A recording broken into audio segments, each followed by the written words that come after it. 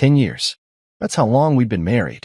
A decade of shared meals, arguments over burnt toast, late-night road trips, and plans built one after the other like dominoes we never expected to fall. When Callista suggested a trip to Aspen to celebrate our anniversary, I thought maybe, just maybe, this was her way of telling me she wanted to fix things. The past year had been rocky. Distance crept in like a draft under a locked door. But people drift sometimes. I figured the mountains might bring us back together. Fresh snow. Crackling fires. Something real. I was wrong. That evening, we were seated at a rustic lodge with a panoramic view of the snow-covered pines. The table was dressed with white linen and golden candlelight. A bottle of red wine set open between us, half-finished. Callista had dressed in a dark green velvet dress, something elegant but effortless. Her laugh echoed a little too loud for the quiet room, especially when her cousin Jordan leaned in and whispered something. I caught the last word. Finally. They were both tipsy, cheeks flushed, but there was something else. Something rehearsed. I smiled, tried to hold on to the moment. The waiter placed a seared steak in front of me, rosemary dancing in the air. I just lifted my fork when Callista reached for her glass, swirled it lazily, and said it like it was the most normal thing in the world. By the way, she said, not even looking at me, I sold your cabin. My boyfriend needed the money. There was no build-up, no apology, no hesitation. She said it the way someone might say they'd changed the curtains. My fork stopped in midair. I looked up. I thought I had misheard her.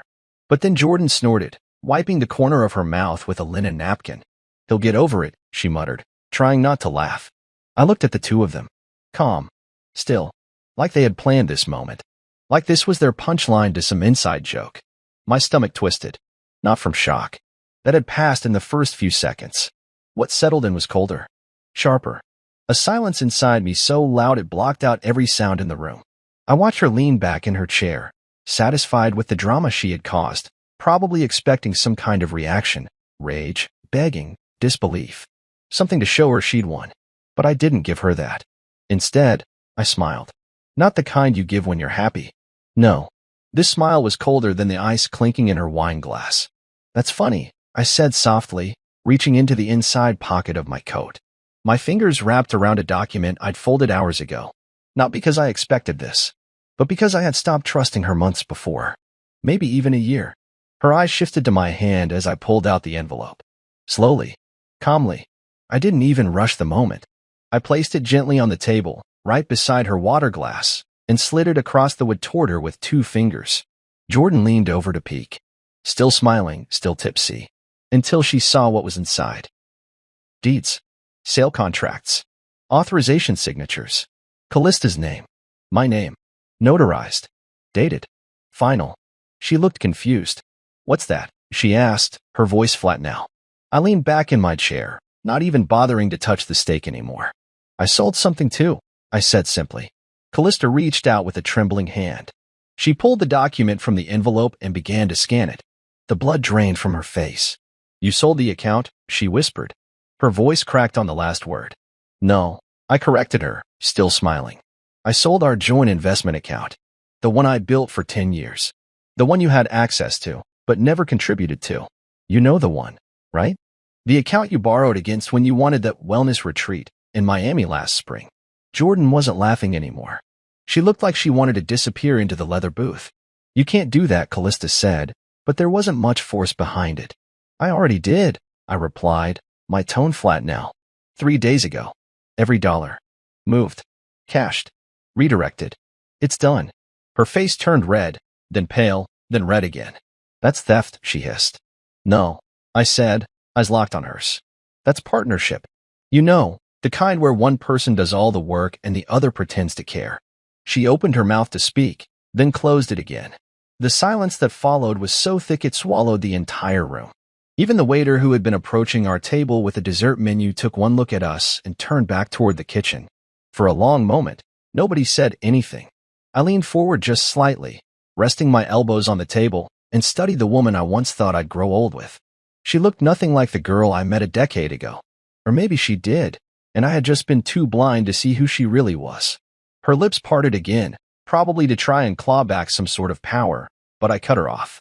You sold my cabin, I said, my voice soft but controlled. Without my knowledge. Without my permission. And now you think you're still in control? I shook my head. You made your move, Callista. That was your mistake. Because now I get to make mine. Jordan finally found her voice. Look, this doesn't have to be ugly, eh? I raised my hand to stop her. You laughed, I said, my eyes never leaving Callista. When she told me what she did, you thought this was funny. Jordan looked away. I stood up. My chair scraped against the stone floor. I didn't raise my voice. I didn't throw anything. I didn't even take the documents back. I left them right there on the table like a calling card. A warning. A line drawn in granite. Callista stared up at me, still holding the papers. Her hands shaking slightly now. We can talk about this, she finally said, her voice barely audible. No, I replied. We're done talking. Then I turned and walked out of the restaurant. The cold aspen air hit me like a slap, but it was the kind of slap that wakes you up. I felt my breath freeze on impact, saw it cloud in front of me. I didn't look back. I didn't wait for her to follow, because I already knew she wouldn't. And that was the last moment I ever spent with her in a place we once called romantic. It wasn't a celebration. It was a funeral for everything we built, or thought we did. And the burial started with a single toast. A toast that burned everything. The drive down from Aspen was long and quiet. I didn't turn on the radio. I didn't call anyone. I didn't even think about where I was going, not at first. My hands just stayed on the wheel. I was locked on the winding road that cut through the mountains like a scar. Snowflakes started falling around me. Light at first, then thick and fast. But I didn't stop. I needed distance. From the lodge. From Callista. From everything I thought I understood about my life. It was strange how numb I felt. Like my body was operating on autopilot while my mind sat quietly in the passenger seat. I wasn't angry anymore. I wasn't even hurt. Not yet. Those emotions were waiting somewhere ahead, biding their time. Right now, I was just hollow. I reached Denver close to midnight and pulled up outside Rory's place. He lived in an old brick building in the Five Points district, top floor, corner unit, the kind of space that smelled like espresso and ambition. I texted him before knocking, and the door opened almost immediately. Rory didn't say anything at first. He just looked at me, his dark eyes sharp, calculating, always reading between the lines. He'd been my closest friend since college, someone who understood things without needing them explained.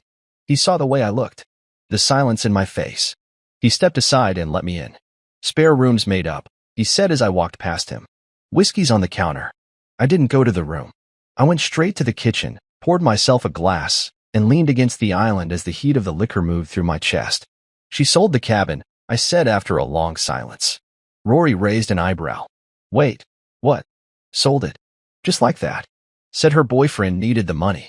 He blinked. Wait, what boyfriend? I looked at him. Exactly. The words came slowly, like poison leaking from a wound. I told him everything. The dinner. The announcement. Jordan's laugh. The look on Callista's face when I slid the documents across the table. When I finished, Rory didn't speak right away. He walked over to the window, looked out at the dark city beyond, and folded his arms. That cabin was in your name, he said eventually. I know. She couldn't have sold it legally. She forged my signature. Rory turned back to face me. There was no shock on his face, just something colder. Focused. She's been planning this for a while, he said. You don't pull something like that overnight. She's been working on this behind your back. I nodded. Rory walked to his desk, picked up his laptop, and opened it. We're just getting started, he muttered, already typing. Tell me everything you still share. Accounts. Properties. Anything with both your names on it. It hit me then, not emotionally, but strategically. I had been living beside someone I thought I knew, while she had quietly built a plan to gut me from the inside out. The signs had been there.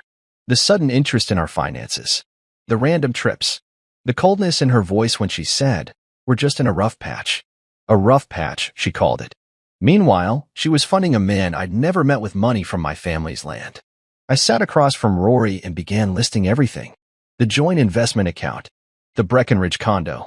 2 vehicles. A safety deposit box. A wine membership. The art we collected over the years. Piece by piece, we laid it all out. And one by one, Rory began pulling up documents. She signed for the investment account as a joint owner? He asked. Yeah, 5 years ago. He tapped a few keys. You built that portfolio. She never added a cent. I know. He looked at me.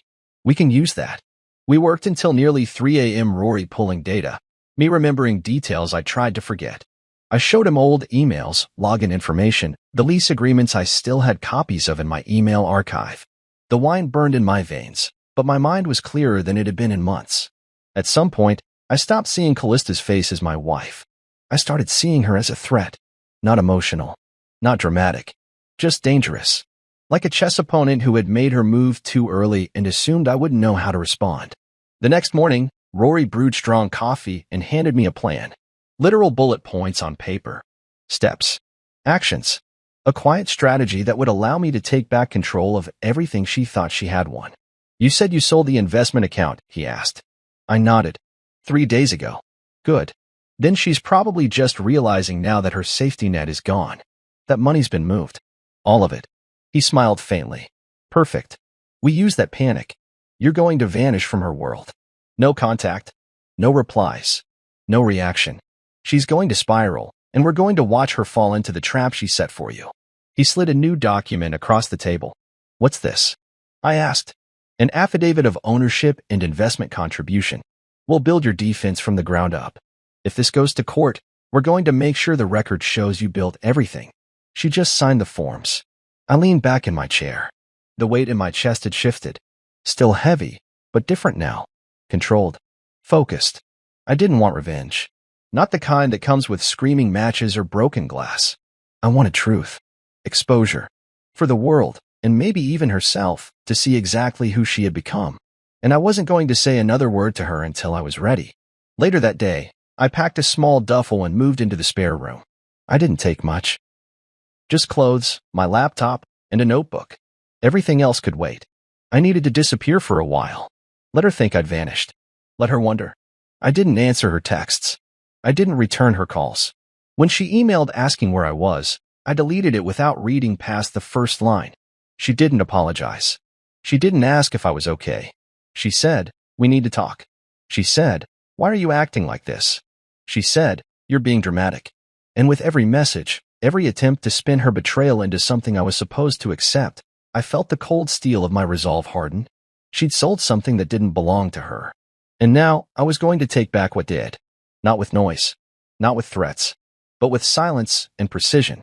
Because sometimes, the most powerful goodbye is the one you don't say at all. It started with a shoebox.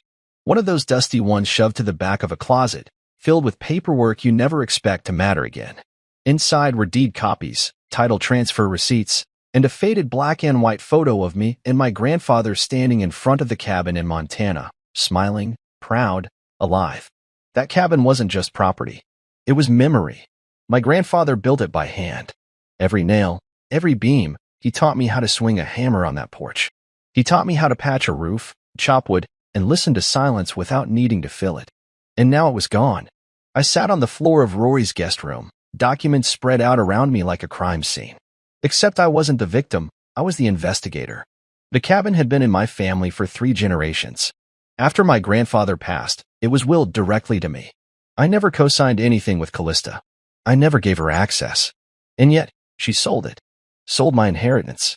The signature on the title transfer looked like mine at first glance. Same looping R, same lean in the letters. But the more I stared at it, the more the details fell apart. Rory confirmed it. It's a forgery, he said, holding the paper under a desk lamp. A decent one, but not good enough. We sent copies to a handwriting analyst the next morning. The report came back in 2 days. Highly probable forgery. That gave us leverage. But what came next turned leverage into firepower. Rory had a contact, someone who worked in financial forensics. With a few nudges and the right keywords, we began tracking Callista's digital footprints. Bank transfers. Travel receipts. VPN routes. It took less than a week to locate a pattern. $42,000. That's how much she got from selling the cabin. A cash buyer, no mortgage trail. The funds were transferred into one of our joint savings accounts, but they didn't sit there long. Within 48 hours, they were wired to an account in Florida under the name Tyrese Bennett. I didn't recognize the name at first, but when I searched it, along with Callista's email address, the picture filled in fast. Tyrese was a personal trainer based out of Miami. He ran a boutique gym that hadn't turned a profit in years. His social media was flooded with motivational quotes, shirtless selfies, and awkward live streams where he begged followers to sign up for training sessions. And in the middle of all that glittering desperation, I found her. Callista. In a video clip from 6 weeks earlier, she was standing behind him, laughing, clapping, hyping him up like they were a team. She had a baseball cap pulled low, sunglasses on, but I knew her. I knew that laugh, that voice. She wasn't hiding. She just didn't think I'd ever be looking.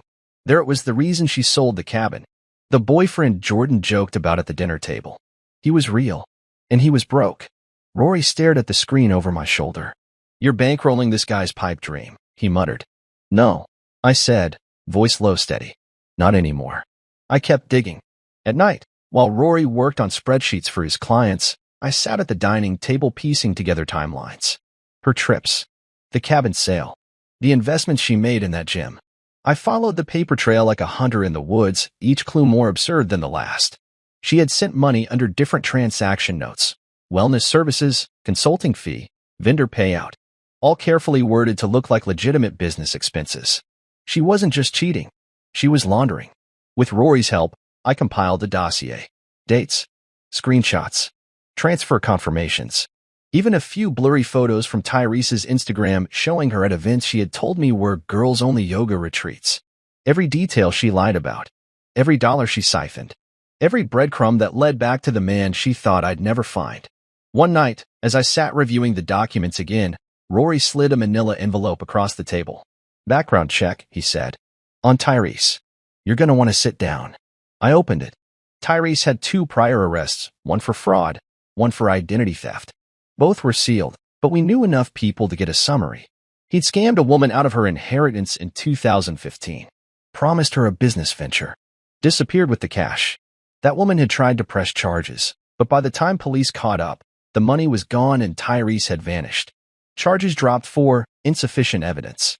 Callista knew. She had to know. She wasn't stupid. She was calculating. Strategic. The woman I married was good with details, good with people, and better with lies than I ever gave her credit for. The worst part? She probably thought she was protecting him.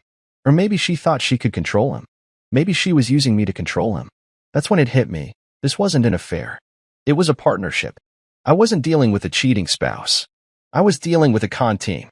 A duo. She was the strategist, and he was the muscle. The smile. The sob story. She had helped him before. She'd helped him now. And unless I did something, they were going to walk away clean again. I sat back in my chair and stared at the wall. My hands trembled for the first time since Aspen. I thought about the nights she said she was working late. The weekends she claimed she needed space. All those mornings I'd made her coffee, kissed her forehead, told her to be safe, while she was stealing from me in broad daylight. Rory finally broke the silence. "You okay?" "No," I said, "but I know what I have to do now." I gathered the documents and began making digital copies. I labeled everything, created folders, cross-referenced timestamps. I didn't care how long it took. I was going to dismantle whatever illusion she had built around herself. I started drafting a formal complaint for the real estate board. The forged title transfer was step 1. That would buy time. I also began compiling an identity theft report because I had a gut feeling we weren't done discovering just how far she'd gone. Rory suggested we keep a low profile. No direct accusations. Not yet. We needed to make sure we were ahead of them legally before we went on the offensive. So I nodded. I agreed. But inside me, something was changing. There's a moment when a man stops trying to salvage something and starts preparing to destroy it instead. I'd hit that point, and there was no coming back. Because once someone steals your past, your family's legacy, your trust, your name, you stop trying to reason with them. You start making sure they'll never be able to do it again. And that's when the real war begins. The first thing I did was freeze the joint accounts. Every last one of them. I didn't announce it. I didn't send a warning. I just logged in early that morning, coffee still warm in my hand, and locked it all down. With a few clicks, I stripped away her access to everything we once built together. She probably didn't even notice right away. That was the beauty of silence. Let her keep spinning on autopilot. Let her swipe and swipe until the card stops working in the middle of some high-end boutique. I wanted her to feel the slow burn of confusion, the helplessness Years of careful investment, slowly grown into something solid.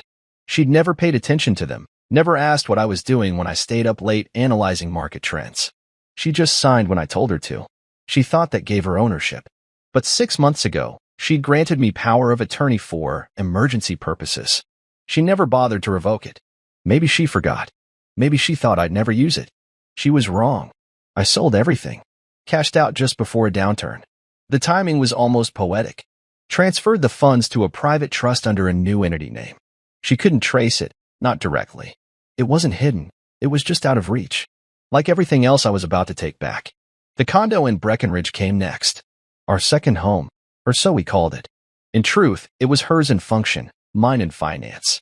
She had decorated it like a showroom. White furniture, abstract paintings, expensive rugs that nobody was allowed to step on. It was the one place where I felt like a guest in my own life. I found the documents buried in a folder on my external drive. A quick glance at the notarized page reminded me her signature had granted me full control in case of a financial emergency. I didn't hesitate. I listed the property. Quietly. Discreetly. A private buyer made an offer within 3 days. She didn't even get a notice until the transaction was finalized.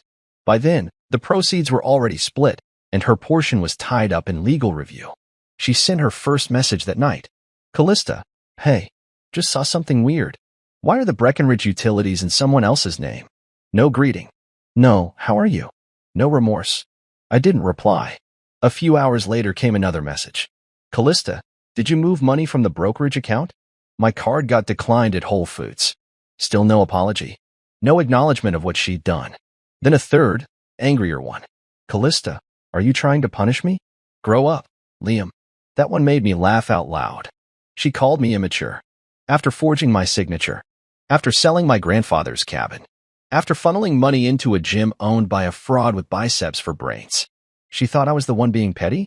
No, I wasn't being petty. I was being precise. She called the next morning. I watched the screen light up with her name. Didn't answer. Let it go to voicemail. Her voice was steady, too steady. Like someone rehearsing a script. Liam, I don't know what's going on, but I think we should talk. Maybe we both made mistakes. Let's not throw everything away over a misunderstanding. I deleted the message without finishing it. The truth was, I'd spent most of our marriage giving her the benefit of the doubt. Explaining away red flags. Telling myself she was just stressed, tired, distant. But now that I saw her clearly, the illusion was broken. And it couldn't be put back together. The silence on my end seemed to rattle her. She started sending longer emails. First pretending to care. Then accusing. Then bargaining. One day, I opened a particularly dramatic one. Subject, you're being cruel. Body, you can't just ghost me. You can't shut down everything like this. I'm still your wife. You owe me the courtesy of a conversation. But that's the thing, there was nothing left to talk about. She had told me everything I needed to know when she sold the cabin and laughed about it with her cousin. That wasn't a mistake. That was a declaration. And now, I was responding in kind. Rory kept tabs on the fallout. He tracked the bounced transactions, the flagged accounts, the growing trail of digital confusion she left behind as she tried to understand how the world was unraveling around her. Her financial confidence was crumbling. She couldn't play the role of the calm, in-control wife anymore. Not when her cards didn't work and her backup plan in Miami wasn't answering her calls. It was slow, intentional, like pulling a thread and watching the entire fabric fall apart. Meanwhile, I moved into a small loft downtown. Minimalist. Clean. No memories in the walls. I bought a second-hand couch, a steel table, and a mattress that didn't creak under the weight of someone else's lies. It wasn't home, but it was peace. And for the first time in years, I didn't wake up dreading the sound of someone else's footsteps. I changed my number. Got a new bank. Filed a request to monitor my credit for identity theft. I made myself invisible to her. Not out of fear, but out of power. Let her wonder. Let her stew. Let her sit in the ruins of her own design and try to understand how it all fell apart so quickly. That was the irony she thought she could take from me without consequence. She thought I would scream, beg, cry. But I didn't do any of that. I didn't even curse her name. I just disappeared, took back what was mine, and left her with nothing but confusion. Because sometimes, the worst punishment isn't rage. It's indifference. And while she tried to piece together where I'd gone, who I'd spoken to, what I knew, I was already 10 steps ahead. With every quiet move I made, I reclaimed another part of myself that I hadn't even realized I'd lost.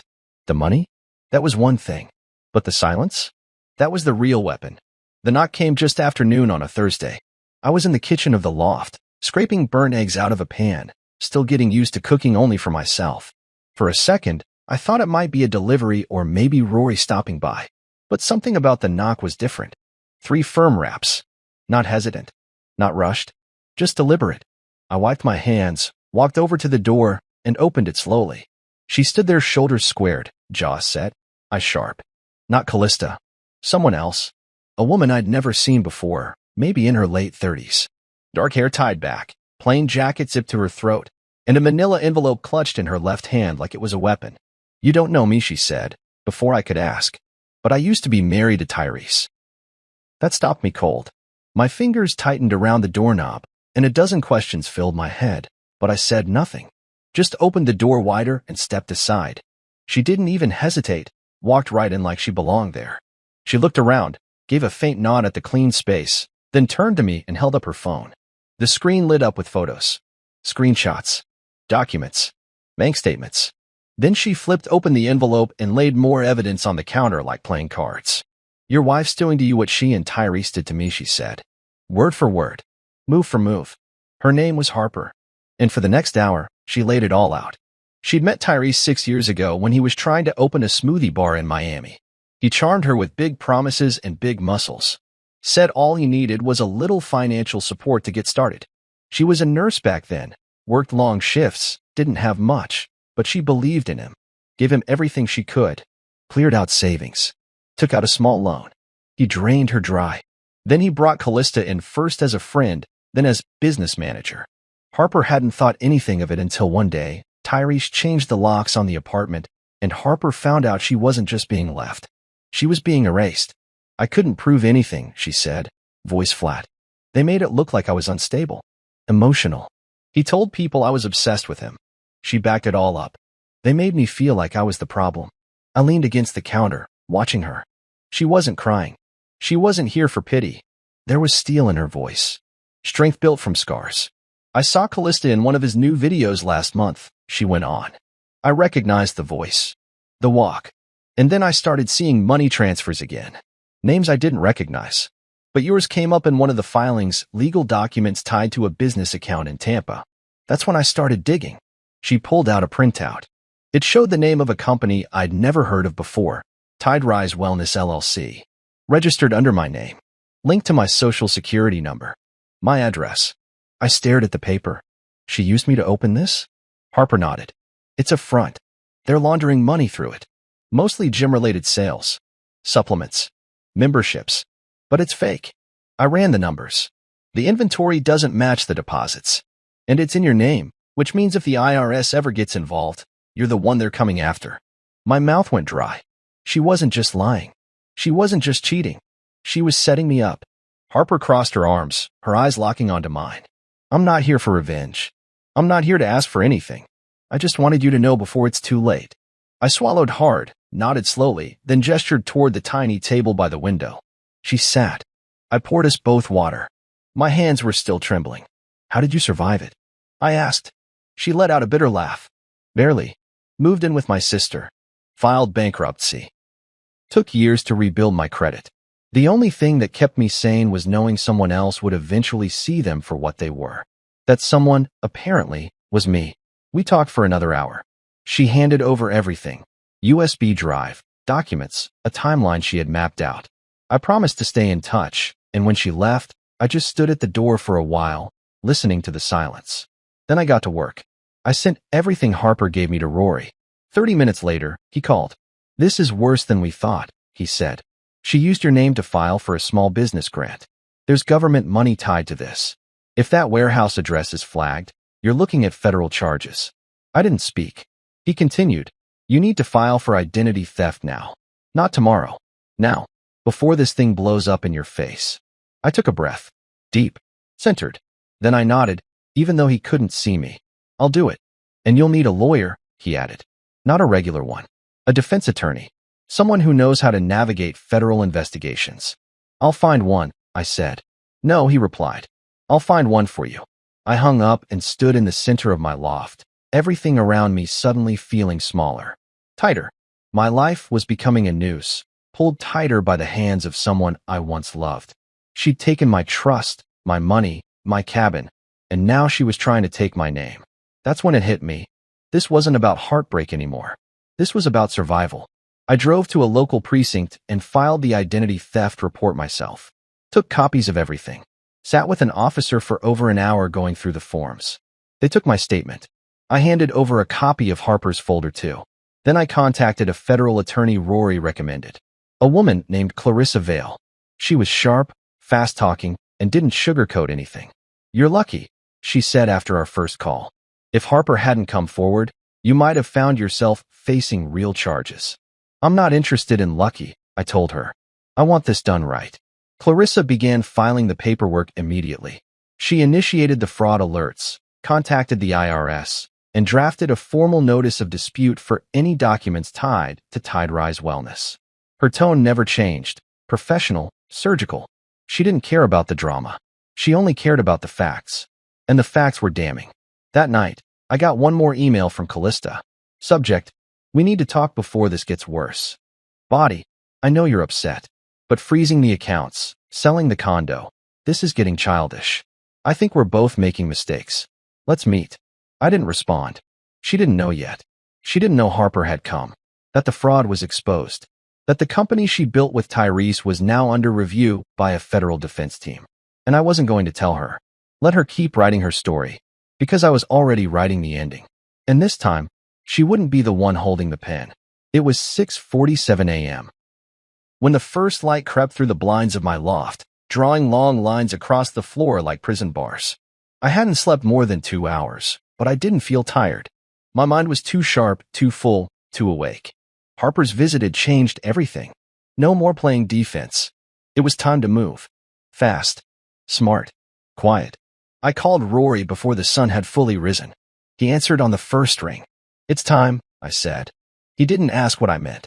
He already knew. By 9 o'clock, I was sitting across from Leo Kramer in a quiet corner booth at an out-of-the-way cafe near the edge of town. He was ex-military, sharp-eyed, all muscle and calculation. Wore a plain black jacket and a silver watch that ticked louder than the espresso machine behind the counter. Rory had called in a favor. Said Leo was the best man to handle what came next. Leo took one look at the folder I slid across the table and raised an eyebrow. "Your wife forged documents, created a shell company under your name, and funneled money into it with a man who has a fraud record?" I nodded. He nodded back. "All right then. Let's dismantle their world. No drama. No posturing. Just cold focus." Exactly what I needed. Leo started with digital forensics. Within 48 hours, he'd tracked down the formation documents for Tiderise Wellness LLC. They were filed through an online business service that required minimal verification.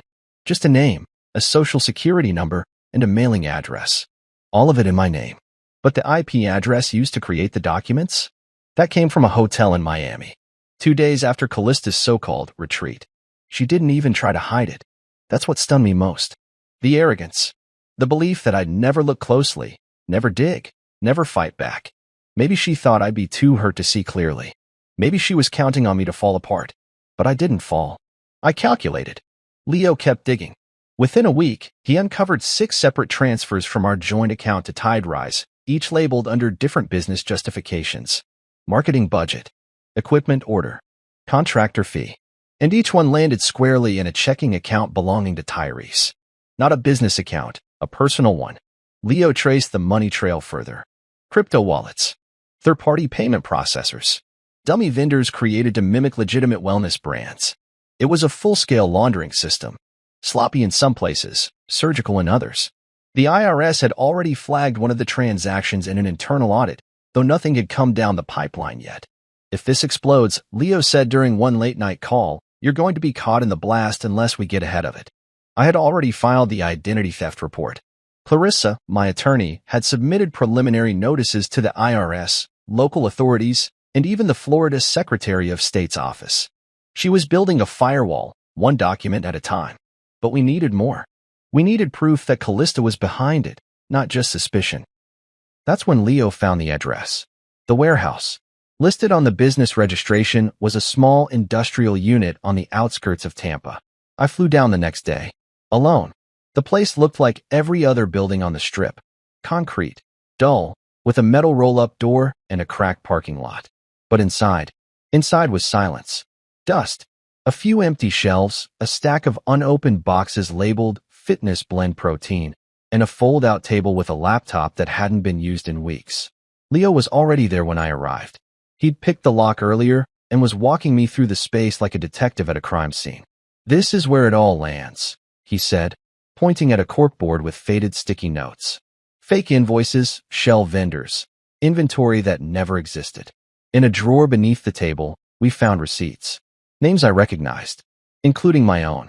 They were printing labels with my name on them, shipping supplements and fitness gear as owner-approved products. All fake, all traceable. "She wanted me to take the fall," I said out loud. Leo didn't respond. He didn't need to. I took photos, gathered copies. We logged the evidence and handed everything to Clarissa. She smiled for the first time since we'd met. "This is exactly what I needed," she said. "Now we make it official." By the end of the week, she had filed formal identity theft charges, requested a forensic audit of the business, and submitted evidence to the IRS and Florida Bureau of Financial Investigations. The paper trail we had gathered was tight, solid. It screamed intent, fraud, conspiracy. My name was on everything, but now so were her fingerprints. And still, Callista kept texting. "Callista, I heard you were in Florida. What are you doing? Callista, we can fix this, Liam. I just made some bad decisions. Callista, please, let's meet. I'll explain everything." I stared at the screen. She was unraveling, but I didn't answer. Instead, I forwarded the messages to Clarissa. "She's going to try to talk her way out," I told her. "She'll have her chance," Clarissa replied. In court. 2 days later, we got confirmation. The IRS had launched a formal inquiry into Tide Rise Wellness. They called me in for a statement. Clarissa handled everything. By the time we were done, I was listed as a cooperating victim in a federal fraud case. I wasn't just defending myself anymore. I was preparing to press charges. Tyrese, still unaware of how close the storm was, posted a video on social media the next morning. He was standing in the gym, sweaty, smiling, arms wide like he was about to deliver a sermon. I watched him talk about loyalty and vision while standing in the ruins of what was soon to be his downfall. And in the background, I saw her, Callista, off to the side, barely visible, wearing sunglasses indoors, like always. I didn't feel pain when I saw her. I didn't feel rage. What I felt was quiet, the kind of silence that comes after a long storm. The kind that tells you the sky's about to clear, and what's left standing after the wind dies down is what really matters. I turned off the video and opened my laptop. Leo had sent the final piece of the puzzle. A timestamped login, the business bank account, IP matched to her apartment, and the transaction memo, reimbursement for consultation, CL, her initials. It was over. I knew it. Rory knew it. Leo knew it. All that was left was for her to know it too. I sent the evidence package to Clarissa. She called back within the hour. "This is it," she said. "We've got her." And for the first time in months, I exhaled. Not in relief, but in preparation. Because the next time I saw Callista, it wouldn't be at a table, or a dinner, or a therapy session. It would be in court. And this time, the setup wouldn't be hers. It would be mine. The envelope was thick when it landed in my mailbox. Cream-colored. Heavy. Official. The kind of envelope that doesn't bring birthday cards or thank you notes. Clarissa had warned me I might get one, but seeing it with my name stamped in bold across the front still sent a chill through me. I brought it inside, set it on the table, and just stared at it for a moment. It wasn't a surprise, but it still felt like a punch. Inside was a civil lawsuit, filed by Callista. She was suing me for misappropriation of marital funds. According to the paperwork, I had intentionally withdrawn and concealed assets from our shared accounts, leaving her financially stranded and emotionally traumatized. The words jumped off the page like spit in my face. She was trying to flip the script. To make me the villain in the story, she wrote with her lies and forged documents. I sat back, the paper still in my hands, trying to understand the logic behind it. She had stolen from me, betrayed me, and nearly got me federally indicted. And now she was accusing me of financial abuse. "She's cornered," she said immediately. "This is desperation disguised as offense. She's trying to get ahead of the charges?" "Exactly. If she can frame you as the aggressor, she might negotiate leniency, or at least stall the investigation." That settled something deep inside me. She was scared. She knew what was coming. In this lawsuit, it was her way of trying to throw sand in my eyes before the final blow landed. I want to counter, I said. We will, Clarissa replied. But first, we prepare. And that's what we did. Over the next few weeks, I worked with Clarissa and Rory to gather everything. Every bank statement, every email, every signed document. Leo was relentless. He found old chat logs, VPN records, and flagged IP addresses linked to Callista's devices. He mapped out her digital trail like a forensic artist sketching a suspect's face. But the most damning piece came from Harper. She had kept everything. Voice memos from Tyrese, screenshots of group chats where Callista coached him on what to say, even copies of a Google Doc where they laid out a target profile, descriptions of financially stable partners they could exploit. My name was at the top of one of the lists. Liam D., it read. Owns cabin. Multiple investment accounts. Passive. Predictable. Too nice. That last word, nice, nearly made me laugh. Because nice was gone now. Clarissa compiled everything into what she called the betrayal files. It was a binder, 3 inches thick, tabbed by date, category, and relevance. Every forged document, every unauthorized transaction, every digital breadcrumb that led back to her and Tyrese. You know what the best part is? Clarissa said during our final prep meeting. She's going to walk into that courtroom thinking this is about a marriage. I raised an eyebrow. And it's not. No, she said. It's about a conspiracy. The day of the hearing, I arrived in a dark suit. Nothing flashy. Just clean and silent. Rory stood beside me, calm and unreadable. Clarissa was already inside, setting up the exhibits. The courtroom smelled like paper and dust. Rows of wooden benches. A judge's bench that looked like it had seen decades of lies. Callista arrived 10 minutes late. She walked in like she was the victim in a film. Hair pulled into a perfect bun, white blouse tucked into a skirt too formal for the occasion. She glanced at me, smiled faintly.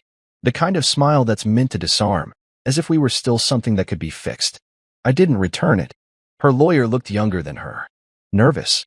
Kept checking his notes, glancing my way like he was hoping I'd slip and confirm something with a twitch of my face. The judge entered. Everyone stood. The bailiff called the case. And then it began. Her attorney started with the expected, claiming financial abandonment, emotional hardship, and the classic phrase, intent to conceal. I listened without blinking. Let him paint his picture. Let him try to cast shadows where the truth stood tall. Then it was our turn. Clarissa stood slowly. No theatrics. No raised voice. Just clarity. She presented the forged cabin sale first. Laid out the deed, my original signature, and the expert testimony on the forgery. Then she walked the judge through the financials, the shell company, the withdrawals, the digital fingerprints. She introduced Harper's affidavit. Then Leo's. Then mine. For every accusation Callista had made, we presented a wall of evidence that didn't just defend me, it exposed her. The courtroom stayed quiet. Even Callista's lawyer looked like he was reconsidering his life choices. When it came time for Callista to take the stand, she hesitated.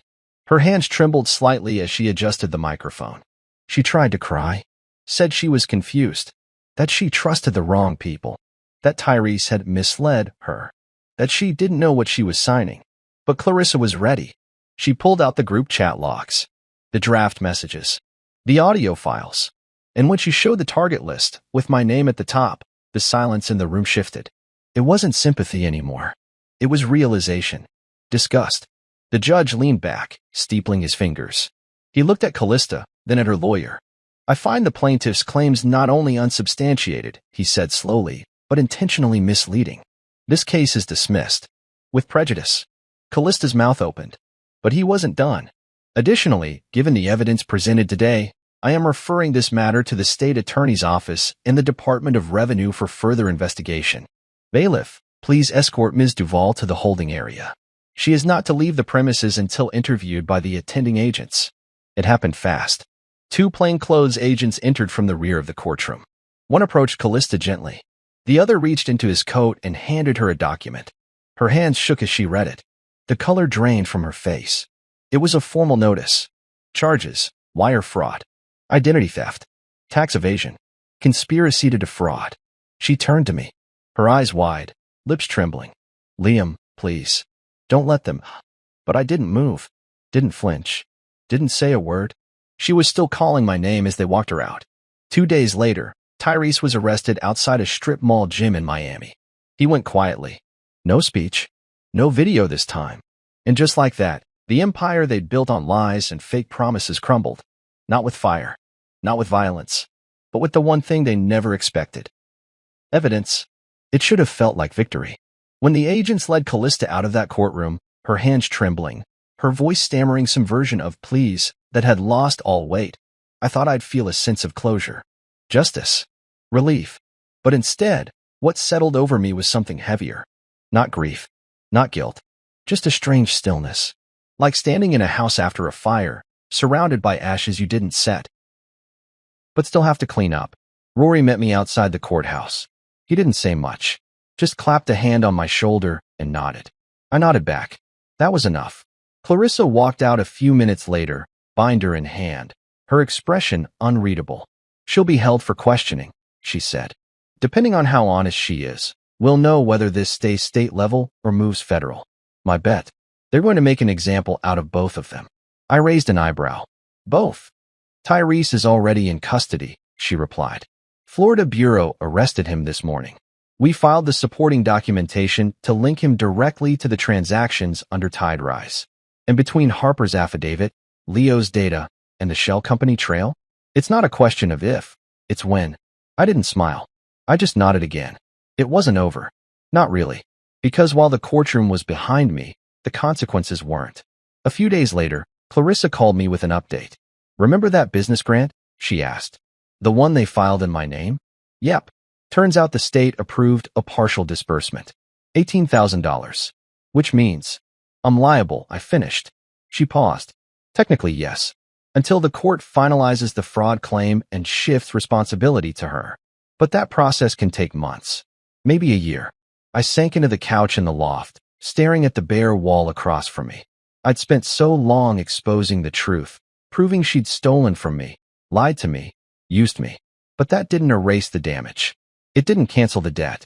How much? I asked. $14,200, she said. That's your share under joint marital liability.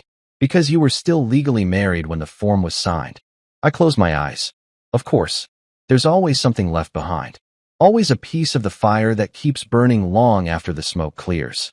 I'll pay it, I said quietly. Liam, we can contest it. No, I said.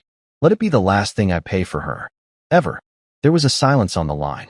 Then she exhaled. All right. I'll send the transfer details. After I hung up, I sat there in the quiet for a long time. $14,000. It wasn't just money. It was the final price of my silence. My trust. My 10 years of looking the other way while something rotten grew right in front of me. I transferred the money that night. No hesitation. It felt like pulling a splinter from my soul. Later, I met Rory for drinks. We sat at a rooftop bar overlooking the city. Just two men who'd seen too much and said too little. He didn't toast to justice or say told you so. He just listened. You're free now, he said. I shook my head. Not yet, but I'm getting close. The next morning, Leo called. I thought you might want this, he said. He sent over a compiled report, final logs, court filings, the full list of transactions from Tiderise under both Tyrese's and Callista's names. The last entry on the list? A payment labeled Cabin Flood Claim Reimbursement, CD. What is this? I asked. She filed an insurance claim after the cabin sale, Leo said. Claimed it had been damaged during a storm. The cabin wasn't damaged, Liam. She flooded it, intentionally. Probably to make the buyer drop the price or to cover something up. I stared at the report. She vandalized my grandfather's cabin? Leo's voice lowered. She desecrated it. It was the first time I felt true anger in weeks. Not the cold kind. Not the calculating kind. This was raw. Ugly. The cabin wasn't just wood and stone. It was family. Legacy. And she destroyed it like it was disposable. I thought of that old black and white photo of me and my grandfather. Us standing in front of that porch, two proud smiles, a whole future ahead.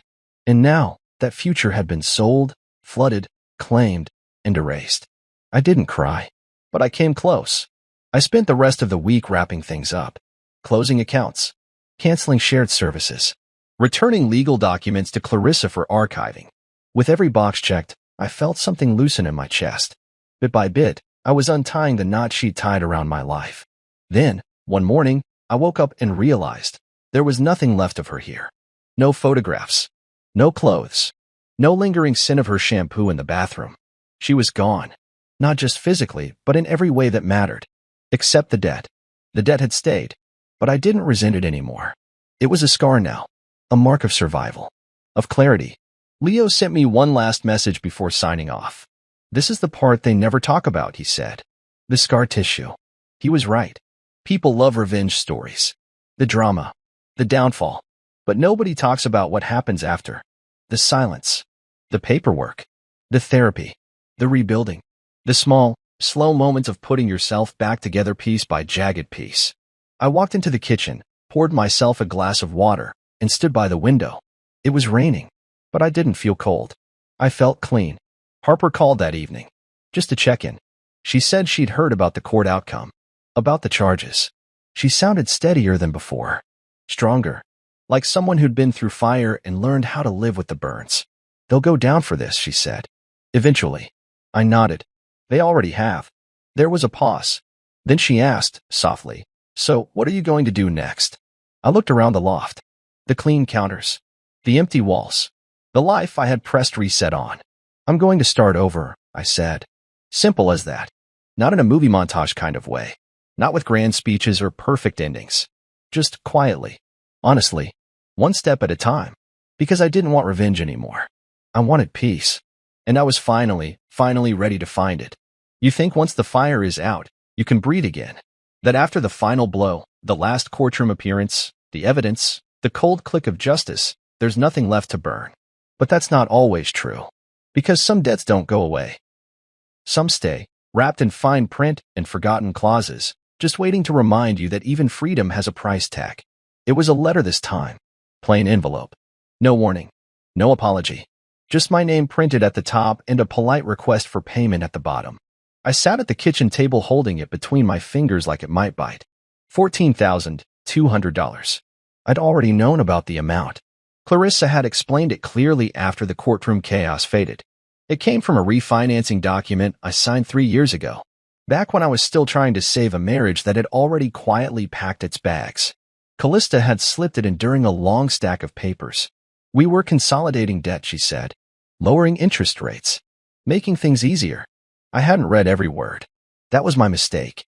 Buried deep inside was a clause linking me, jointly and legally, to a business loan. One that was now tied to the fraudulent company Tiderise Wellness.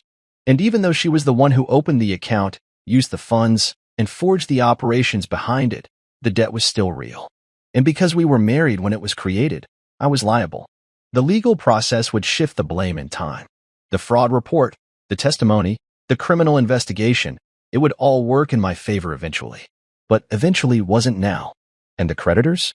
They didn't care who faked what. They just wanted their money. I ran my thumb across the edge of the letter and looked around the room. The loft was quiet, as always. Sparse, clean, small. It had no memories in the walls, which I liked. But that morning, it felt tighter. Like the walls were leaning in again. Like I was being reminded that even after all I'd done, the exposure, the silence, the plan, there were still remnants of her tangled in my life. I thought about fighting it, about dragging it into another legal battle. But something inside me said no. No more courtrooms. No more dragging this out. I was done bleeding for her decisions. So I paid it. Quietly. Without ceremony. I walked to the bank, withdrew from my personal savings, and wired the money. The teller gave me a printed receipt. I folded it and slipped it into a drawer without reading it twice. That was the last thread. The last dollar.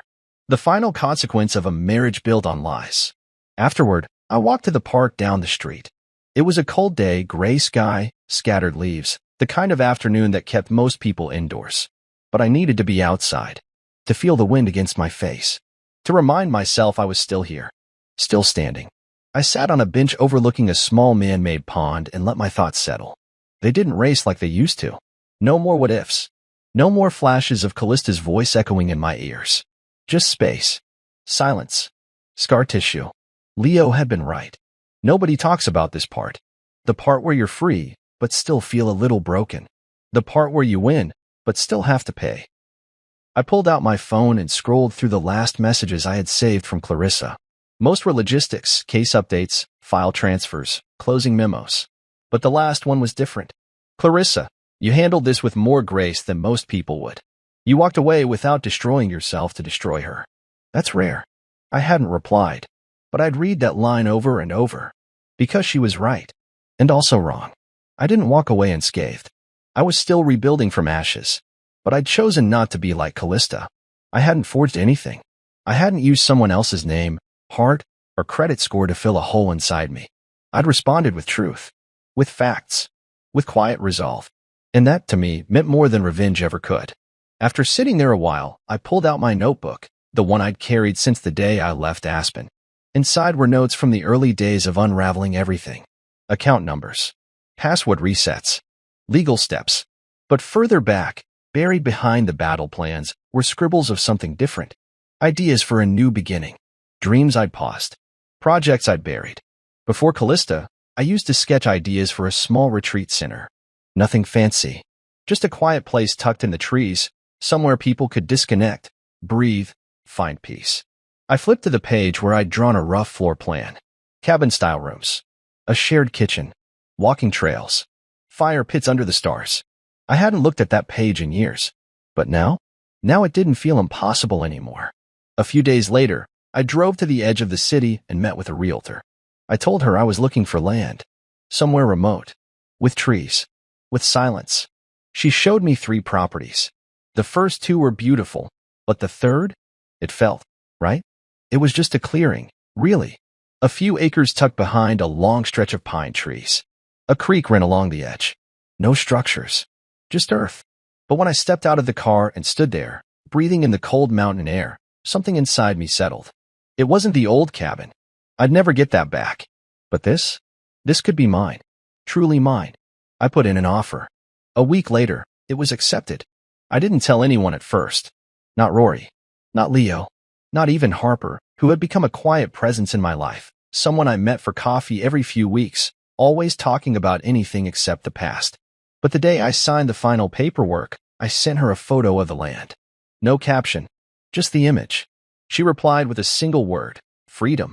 And that's what it felt like. Not escape. Not revenge. But peace. I visited the land every weekend, sometimes just to walk the edge of the creek, sometimes to sit on a folding chair with a thermos of coffee and listen to the wind. I started sketching again. Plans. Possibilities. I didn't know how long it would take to build something, or even if I would. But the idea lived again, and that was enough. One night, as I sat by the water under a sky full of stars, I took out that notebook again. I flipped to a blank page and wrote something I hadn't dared to say aloud. She took the past, but she couldn't take the future. That's mine. The cabin was gone. The one my grandfather built with his bare hands, the one where I learned how to split firewood, where we played cards by lantern light when storms knocked out the power. Callista had taken it, sold it, flooded it, and buried it under a claim. And as much as I wanted to believe I could one day get it back, I knew deep down it was never coming home. But not everything has to. Some things are meant to stay in the past, anchored to who we were before the fire came through. I stood on the porch of the new place, a quiet stretch of forest near Flathead Lake. It was still unfinished. The siding wasn't painted yet, and there was a stack of cedar planks leaning against the east wall waiting to become a deck. But it was mine. Completely. Not co-signed, not borrowed, not attached to someone else's name or expectations. Mine. There was no grand celebration when I bought it. No Instagram post. No champagne pop. Just a signed deed, a quiet exhale, and a long drive through winding roads that didn't lead back to anything but peace. Most mornings, I woke up before sunrise and sat on the unfinished steps with a mug of black coffee. Just me and the sound of birds figuring out the day. No alarms. No schedules.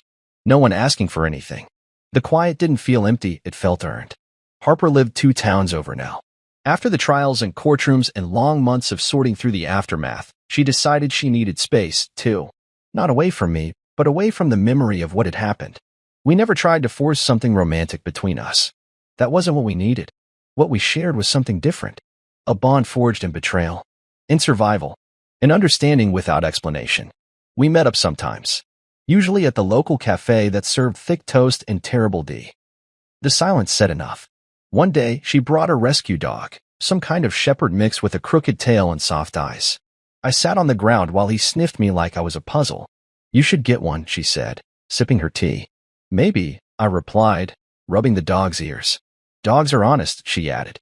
They're either happy to see you or they're not. No pretending. That made me laugh. And it stuck with me. Later that week, I adopted a black lab mix from the shelter. They called him Diesel. He was all legs and tongue and had a bark too big for his skinny frame. He followed me everywhere, as if he was afraid I might vanish if he blinked. He liked to nap on my boots and howl at distant owls like they owed him money.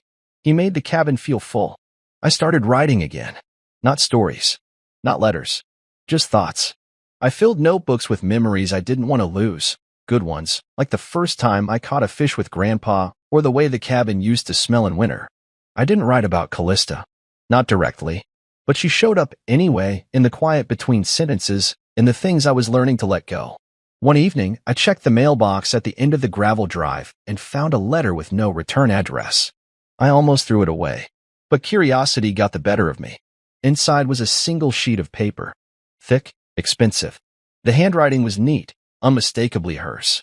You always thought you were smarter, but I was just faster. That was it. No apology. No regret. No ownership. Just a line that stank of pride and denial. Like she still believed she'd won something. I read it twice. Then once more, slower. And then I smiled. Not because it hurt, but because it didn't. There was a time that letter would have ruined my whole day. Would have sent me into a spiral of anger or doubt. But now, it was just a whisper from a world I no longer lived in. A small reminder of who she was and who I no longer had to be. I didn't reply. I burned it. Right there in the fire pit out back. Diesel sat beside me, watching the flames crackle and curl the paper into ash. Then I stood up, stretched, and walked inside. A few days later, I got a message from Rory. Just checking in. He said he'd heard through one of his legal contacts that Tyrese had taken a plea deal. 5 years minimum. Callista's trial was still pending. There were new charges. Something about misusing federal grant money and falsifying identity records across state lines. I didn't ask for details. I didn't want them. That part of my life was over. And I wasn't going to keep dragging its ghost into my present. I spent that weekend building the deck out back. It was slow work, measuring, leveling, hammering boards while Diesel chased bugs and barked at passing clouds. But it felt good. Honest. Every nail was a little reclaiming. Every board a little reminder that I was building something real now. Something no one could forge or flood or take away. That Sunday, Harper stopped by. She brought a peach pie and 2 mugs from the cafe. We sat on the half-finished deck and watched the sun sink below the trees, the sky burning soft orange and pale purple. She pointed at the horizon. You know what I like about this place? She asked. What's that? It's quiet, she said. But not empty. That summed it up better than I ever could. We didn't say much after that. Just let the quiet stretch between us like a bridge. Later, after she left, I sat by the fire pit again. Diesel curled up at my feet. The stars came out one by one, soft and slow, like they were in no rush to impress. And I finally said it out loud. You were fast, I whispered to the night, to the memory of Callista. But I'm free. And that, I realized, was the difference. She ran from truth, hid behind lies, cut corners and built illusions and moved through life like she was always one step from exposure. She might have been faster, louder, sharper with her tongue, but I was whole now. And wholeness isn't about speed.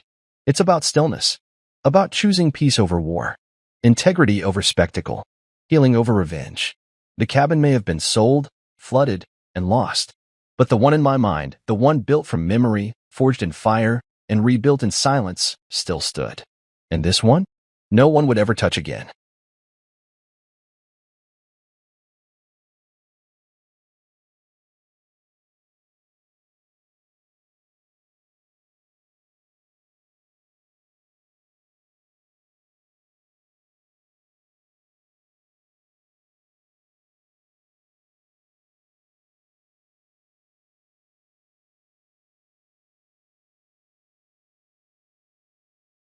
I decided to surprise my wife with dinner at her office after she sent me I will be working late text. And when I entered her office, I saw my wife and her boss kissing on her office desk. I left without a word, blocked all the cards and changed the locks. But then something happened that no one expected. My name is Jaden Reed, and let me tell you something about good intentions. They're like GPS directions that lead you straight into a damn brick wall. You think you're being smart, taking the scenic route, only to end up somewhere you never wanted to be in the first place. But I'm getting ahead of myself here. It was a Tuesday night, which should have been my first red flag because nothing good ever happens on a Tuesday. Mondays suck so bad that you expect them to kick you in the teeth, but Tuesdays? They sneak up on you like a passive-aggressive roommate who eats your leftovers and leaves the empty container in the fridge just to mess with your head. I'd been slaving away in the kitchen for 2 hours, and I mean actually slaving. Not that half-hearted throw some frozen pizza in the oven nonsense that most guys my age call cooking. No, I went full Gordon Ramsay on this meal, minus the British accent and the creative use of profanity. Lemon herb salmon with this fancy marinade I'd found on some cooking blog that promised it would transport your taste buds to the Mediterranean. Garlic rice that smelled so good it could probably cure depression, and green beans that I'd actually trimmed by hand like some kind of domestic god. The whole kitchen smelled like a 5-star restaurant, and I was feeling pretty damn proud of myself. This was Cassidy's favorite meal, the same one I'd made for our second anniversary, back when she still pretended to appreciate the effort I put into these things. Back when she'd actually show up to eat it while it was still warm. My phone buzzed with her text. Working late again. Don't wait up. Sorry, babe, red heart. Now, a smarter man might have taken that text at face value, wrapped up the salmon, and called it a night. But apparently, I'd left my common sense in my other pants, because instead of being reasonable, I had what I can only describe as a moment of pure, unadulterated stupidity disguised as romantic gesture. Why not surprise her at the office? I thought to myself, like some kind of romantic comedy protagonist who clearly hadn't read the script all the way through. She's been working so hard lately. She probably hasn't even eaten. I'll be the thoughtful husband who brings dinner to his overworked wife. God, I was such an idiot. I packed everything up in those fancy containers we'd gotten as wedding gifts. The ones we'd never actually used because we were always too busy or too tired or too whatever to eat meals that required actual dishes. The salmon went into the big glass container, the rice into the medium one, and the green beans into the small one, all arranged in a paper bag like I was running some kind of gourmet delivery service. The drive across town gave me plenty of time to rehearse my surprise entrance. I'd walk in with this amazing dinner. She'd look up from her computer with those tired eyes, and her whole face would light up. She'd probably tear up a little, the good kind of tears, not the why are you like this tears I'd been seeing more often lately. We'd eat together in her office. She'd tell me about whatever project was keeping her so busy, and for once in the past 6 months, we'd actually connect like we used to. Yeah, that's not how it went down. Her office building was one of those sleek glass towers that screams, "We make more money than you," from every reflective surface. I'd been there maybe 3 times in the 2 years she'd worked there, and each time I felt like I needed a permission slip just to breathe the air. The security guard knew me by now, nice guy named Frank who always asked about my carpentry work and actually listened to the answers. "Evening, Mr. Reed," Frank said as I signed in. "Mrs. Reed's still upstairs. Working late again, huh?" "You know how it is," I replied, holding up the bag. "Thought I'd bring her some dinner." Frank smiled. "She's lucky to have you. Elevator's to your right." The elevator ride up to the 14th floor felt longer than usual, probably because I was bouncing on my heels like a kid on Christmas morning. The numbers ticked by, 8, 9, 10, and I kept adjusting the bag, making sure everything was still warm, still perfect. 14. Ding. The hallway was mostly dark except for the emergency lighting and the soft glow coming from under a few office doors. Cassidy's office was at the end of the hall, corner office with her name on a fancy brass nameplate that had cost more than most people's monthly grocery budget. I could see lights spilling out from under her door, could hear voices, her voice and someone else's. Probably a conference call, I thought. She'd been having a lot of those lately. I didn't knock. Why would I? I was her husband bringing her favorite meal.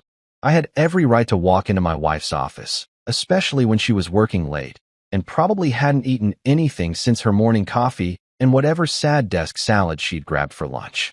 I turned the handle and pushed the door open with my shoulder, already smiling, already preparing my surprise voice. And that's when my entire world decided to pack up and move to a different zip code. There she was, my wife, Cassidy Reed, who wore my ring and shared my last name and had promised to love, honor, and cherish me until death do us part. She was on her desk. Not sitting at it, but actually on it, like it was furniture built for a completely different purpose. Her skirt was hiked up, her blouse was half unbuttoned, and her legs were wrapped around Martin Durrell, her boss. Martin freaking Durrell, the guy who looked like he'd stepped out of a men's cologne ad and probably spent more on hair products than I made in a month. His hands were on her waist, gripping her like she was something he owned, and her hands were tangled in his perfectly styled hair while their mouths were locked together in the kind of kiss that definitely wasn't discussing quarterly reports. The bag slipped from my fingers. I didn't hear it hit the floor, didn't hear the containers rattle, didn't hear anything except the sound of my own heart trying to hammer its way out of my chest.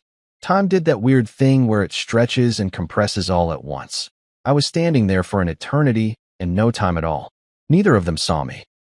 They were too busy being the worst kind of cliché, too caught up in their little office romance to notice that the guy who'd been paying half of her car payment and all of the mortgage had just walked in on their private meeting.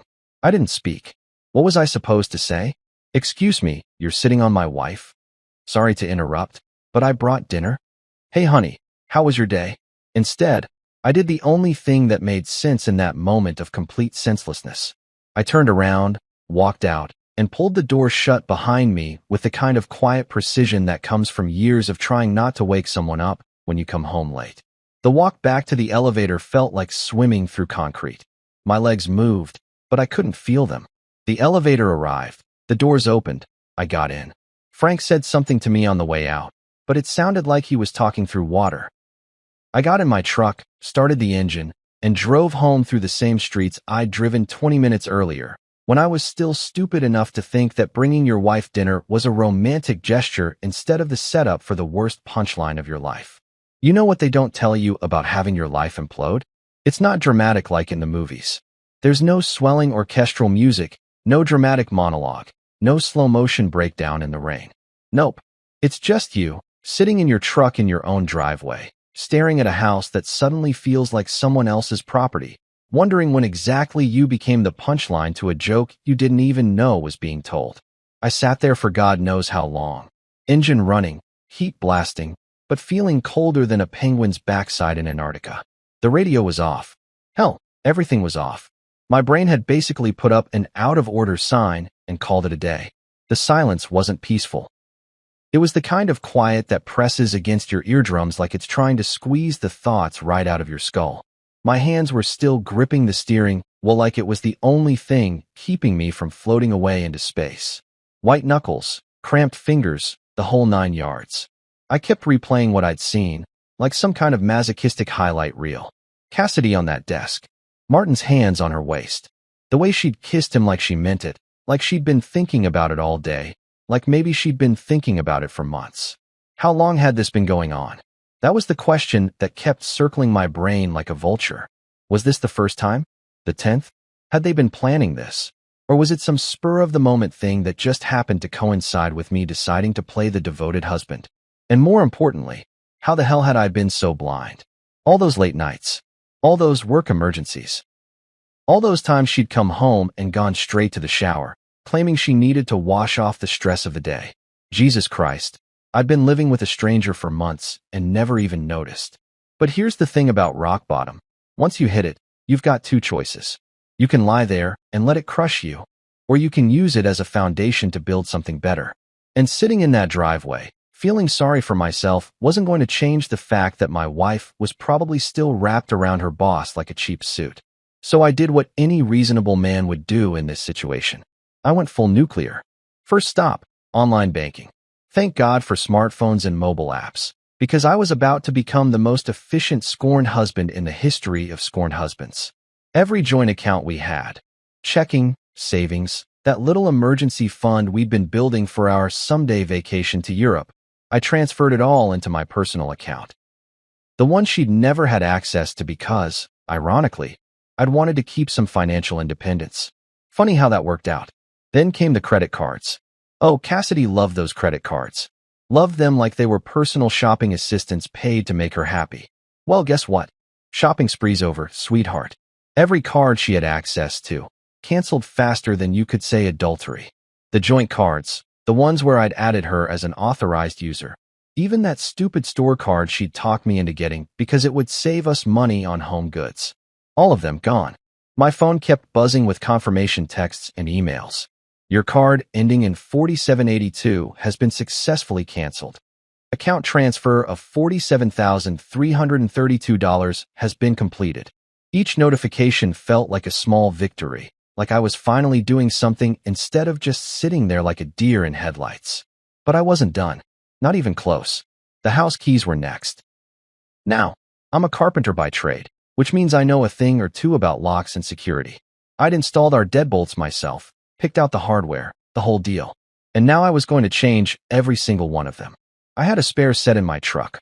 Always keep backup hardware when you're in the trades. And within 30 minutes, every lock on our house had been rekeyed. Then came the digital stuff. Email accounts, Netflix passwords, Spotify, Amazon Prime. That meal delivery service she was always using. I changed every single password on every single account that had my name or my credit card attached to it. She'd been locked out of our digital life as thoroughly as she'd been locked out of our physical one. My phone started ringing. Cassidy. I watched it buzz on the dashboard. Her contact photo.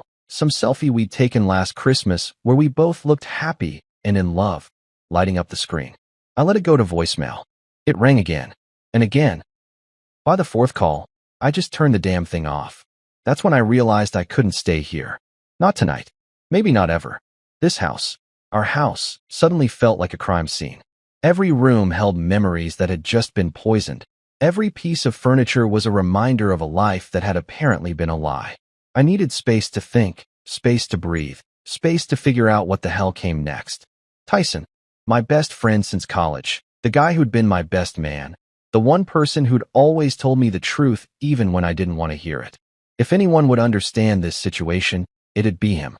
More importantly, if anyone would let me crash on their couch without asking 20 questions, it'd be him. I pulled out my phone and sent him a text. I'm coming over. Don't ask questions. His response came back in less than a minute. Doors open. Beer's cold. God, I love that guy.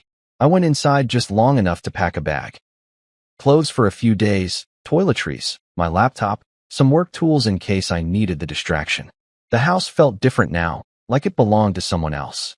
Every photo on the walls, every little decorative touch Cassidy had added, it all looked fake now. Like props in a play I'd been performing in without realizing it. I left my wedding ring on the kitchen counter, right next to the coffee maker she used every morning, where she'd be sure to see it. No note, no explanation, just the ring sitting there like a period at the end of a sentence. Then I walked out of that house, threw my bag in the truck, and drove away without looking back. Not once. Because sometimes the best thing you can do is know when the show's over, even if you're the last one to realize you were never the star. You were just the guy paying for the theater. Tyson's place was exactly what you'd expect from a guy who'd been single for 3 years and had given up pretending he was going to settle down anytime soon.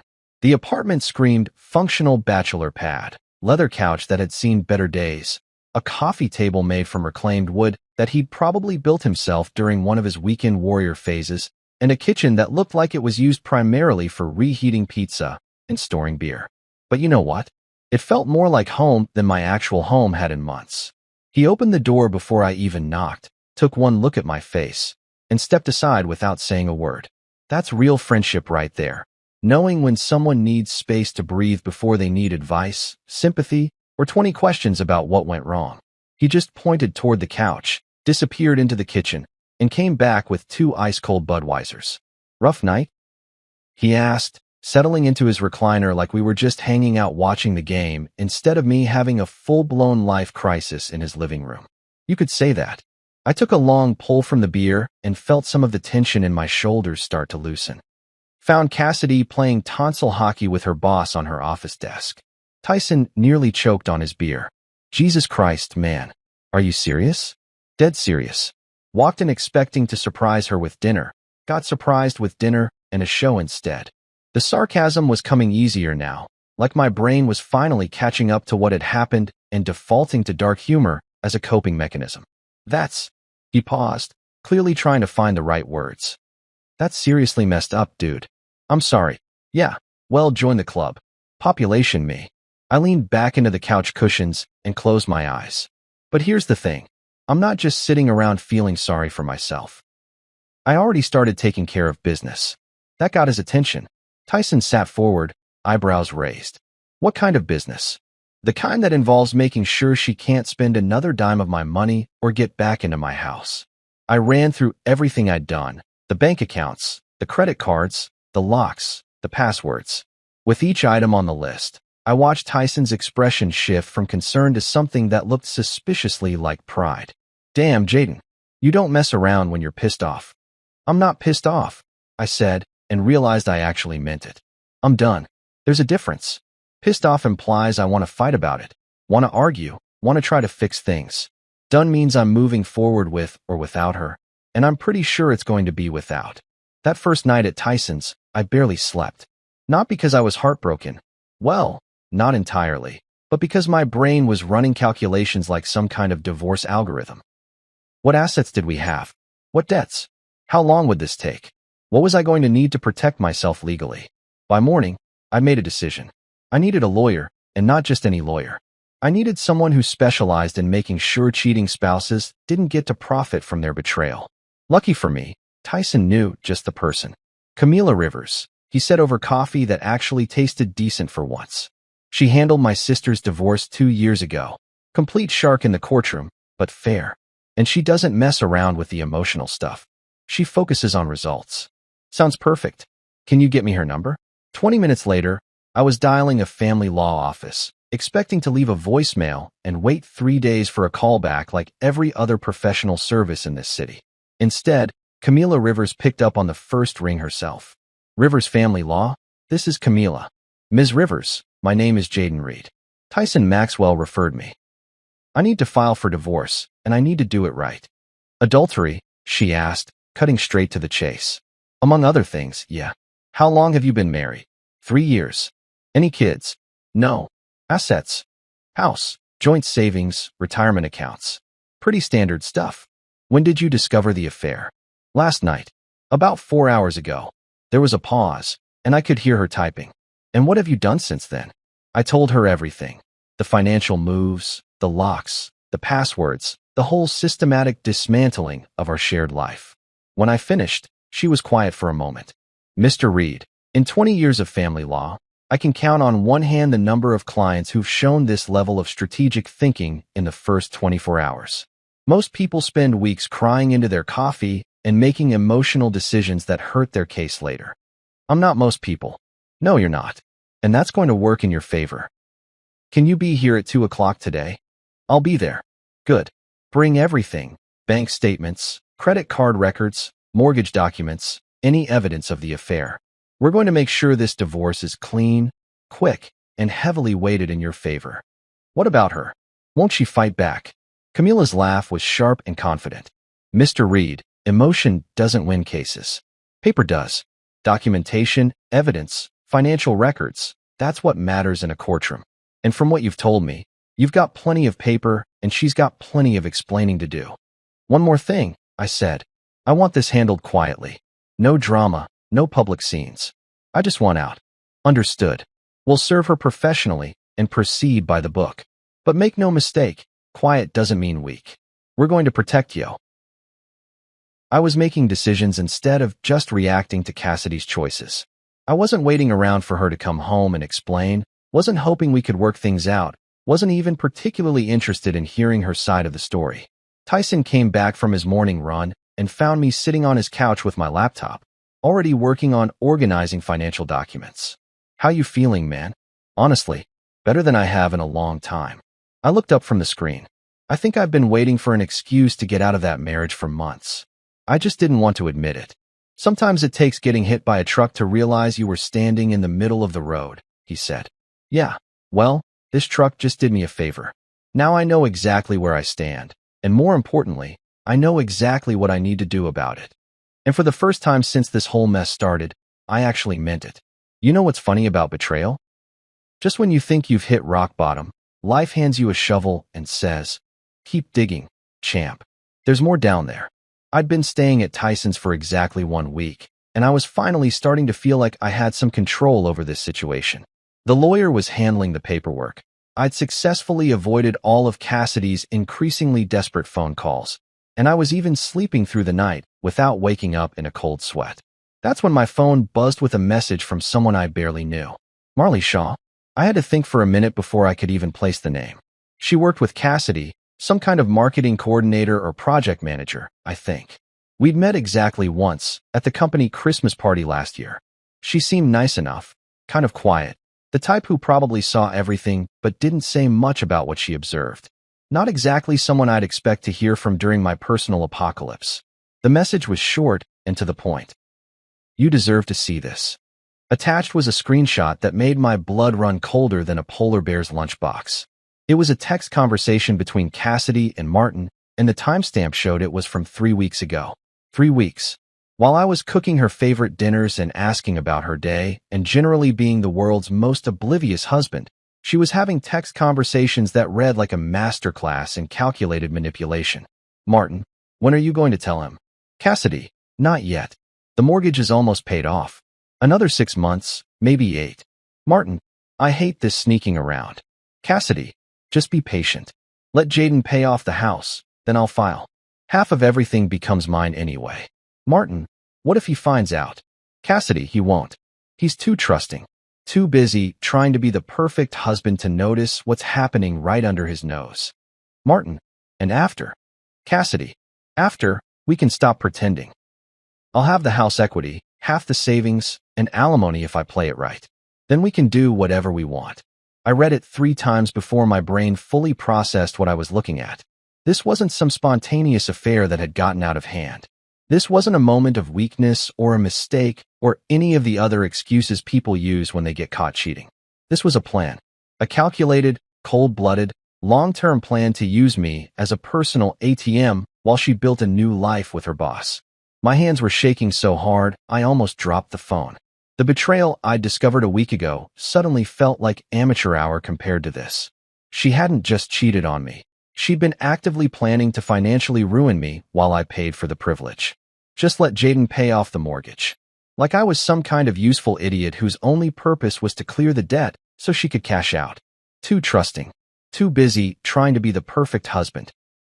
Jesus Christ. She'd been laughing at me for months while I cooked her dinner and asked about her day and worried about why she seemed so distant lately. I forwarded the screenshot to Camila Rivers before I even finished reading it the 3rd time. Her response came back faster than a NASCAR pit crew. This changes everything. Can you meet me in an hour? Tyson took one look at my face when I showed him the screenshot and just shook his head. Man, I thought she was just cheating. This is next level evil. Yeah, well, apparently I've been married to a sociopath for 3 years and never noticed. I was pacing around his living room like a caged animal, my brain trying to process the full scope of what I'd just learned. How long do you think this has been going on? The planning, I mean. Based on this conversation? Months. Maybe longer. Tyson was reading over the messages again, his expression getting darker with each line. Dude, she was never planning to stay married to you. This whole thing was just a business transaction to her. That hit me like a punch to the gut, but it also explained so much. The distance I'd been feeling. The way she'd seemed more interested in her phone than in conversation. The way she'd stopped talking about future plans or vacation ideas or anything that extended beyond the next few months. She hadn't been having marital problems. She'd been executing an exit strategy. At Camila's office, I felt like I was walking into mission control for the most important operation of my life. She had the screenshot printed out and spread across her desk alongside all the other documents we'd been gathering. Mr. Reed, this is what we call a smoking gun, she said, tapping the printout with her pen. Intent to defraud, premeditated financial manipulation, evidence of a conspiracy to commit adultery for financial gain. This doesn't just help your case. This decimates hers. What does this mean, practically speaking? It means we're not just filing for divorce anymore. We're going after her for fraud. She used deception to maintain access to marital assets while planning to leave the marriage. That's textbook financial abuse. Camila's smile was sharp enough to cut glass. In simple terms, she's not getting half of anything. If we play this right, she might be lucky to walk away with her car and her clothes. And the house. The house she was planning to steal half of after you paid it off? She'll be lucky if she doesn't have to pay you damages. Camila leaned back in her chair, looking like a lawyer who'd just been handed a case she couldn't lose. This screenshot proves intent, Mr. Reed. She wasn't just cheating, she was running a long-term con game, and you were the mark. I sat there staring at the evidence of my wife's calculated betrayal, and you know what the weirdest part was? I wasn't even hurt anymore. I was just angry. Not the hot, explosive kind of angry that makes you do stupid things, but the cold, focused kind that makes you dangerous. So what's our next move? We document everything. Every conversation, every financial transaction, every piece of evidence that shows this was premeditated. And then we serve her with papers that will make her realize she picked the wrong guy to scam. How long will this take? With evidence like this? Not long. And Mr. Reed, Camila looked up from her notes with something that might have been respect. I've been doing this for 20 years. I've seen a lot of cheating spouses, but I've never seen someone document their own fraud this thoroughly. She basically wrote our case for us. As I walked out of that office, I realized something had fundamentally changed. I wasn't the betrayed husband anymore, trying to figure out where his marriage went wrong. I was a guy who discovered that his business partner had been embezzling from their joint account, and now it was time to call in the auditors. Cassidy thought she was playing chess while I was playing checkers. Turns out, I wasn't even playing her game anymore. I was playing an entirely different sport, and I had home field advantage. If you've never sat in a lawyer's conference room while someone methodically destroys your entire marriage with color-coded file folders and legal tabs, let me tell you, it's like watching a really expensive autopsy. Except instead of figuring out what killed the body, you're figuring out exactly how much you're lying.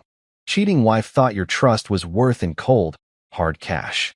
Camila's office had this big mahogany conference table that probably cost more than my truck, and she'd turned it into what looked like the war room for Operation Screw over Cassidy. I'm talking full-scale military planning here, complete with documents sorted by date, relevance, and what she called evidentiary value, which was apparently lawyer speak for how badly this will hurt her in court. Mr. Reed, what we're building here isn't just a divorce case, Camila said, spreading out bank statements like she was dealing cards in the world's most expensive poker game. We're building a fraud case with a divorce attached. There's a difference, and that difference is going to save you a lot of money. She wasn't kidding about the organization. Every receipt I'd brought in, every bank statement, every credit card transaction, it was all there, sorted into neat little piles that told the story of my marriage in a way that was both completely accurate and absolutely devastating.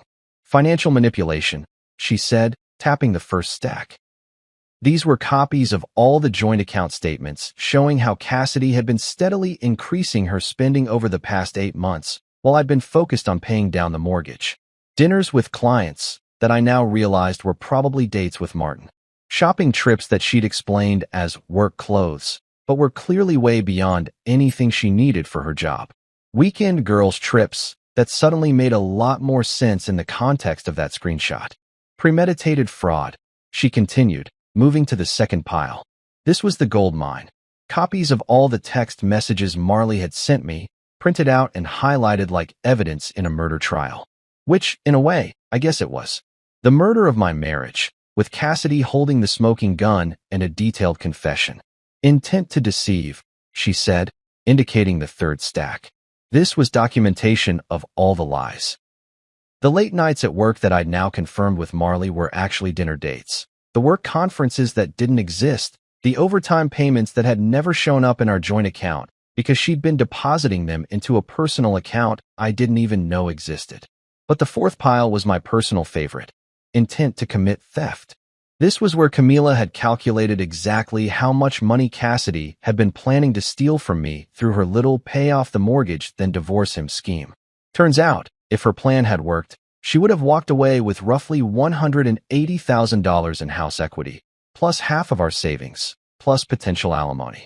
All while I got to keep the debt and the betrayal. She essentially treated your marriage like a business investment, Camila explained, pulling out a calculator that probably had more computing power than the space shuttle. She put in 3 years of fake affection and got access to your income, your credit, and your assets. Then she planned to cash out at maximum value while leaving you with minimum return. Jesus Christ, I muttered, staring at the numbers. I've been married to a con artist. A particularly stupid con artist, Camila corrected. Smart criminals don't document their crimes in text messages. But lucky for us, your wife apparently thought she was smarter than everyone else in the room.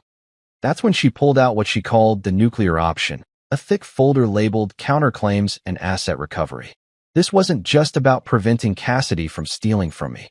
This was about making her pay for what she'd already taken. We're going after her for fraudulent conversion, Camila explained, flipping through pages that might as well have been written in ancient Greek for all I understood them. Every dollar she spent on her affair, every lie she told to access marital funds, every deceptive action she took, we're treating it as theft and demanding restitution. Can we actually do that? Mr. Reed, she stole from you. She just did it with your own credit cards instead of breaking into your house. Theft is theft, whether it's committed by a stranger or a spouse. Her smile was the kind of expression that probably made opposing lawyers wake up in cold sweats. Plus, we have something most fraud cases don't have, a written confession of intent. She was right. That screenshot wasn't just evidence of an affair. It was Cassidy literally admitting that she was using me to pay off the house so she could steal half of it. In legal terms, that was apparently like robbing a bank and then mailing the police a detailed plan of how you were going to rob the bank. So what happens next? Next, we file. Not just for divorce, but for fraud, breach of fiduciary duty, and intentional infliction of emotional distress. We're asking for full ownership of the house, reimbursement for all marital funds she misappropriated, and punitive damages for the fraudulent scheme. And if she fights it? Camila held up the screenshot. With this, she can't fight it. The best she can hope for is that we don't pursue criminal charges for fraud. That stopped me cold. Criminal charges? What she did isn't just grounds for divorce, Mr. Reed. It's potentially criminal fraud. She used false pretenses to obtain and misuse marital assets with the intent to permanently deprive you of your property. That's textbook theft by deception. She paused, studying my expression. Now, we probably won't pursue criminal charges unless she forces our hand, but the possibility gives us significant leverage in negotiations. I sat back in my chair, trying to process the scope of what we were doing. A week ago, I thought I was just a guy whose wife was cheating on him.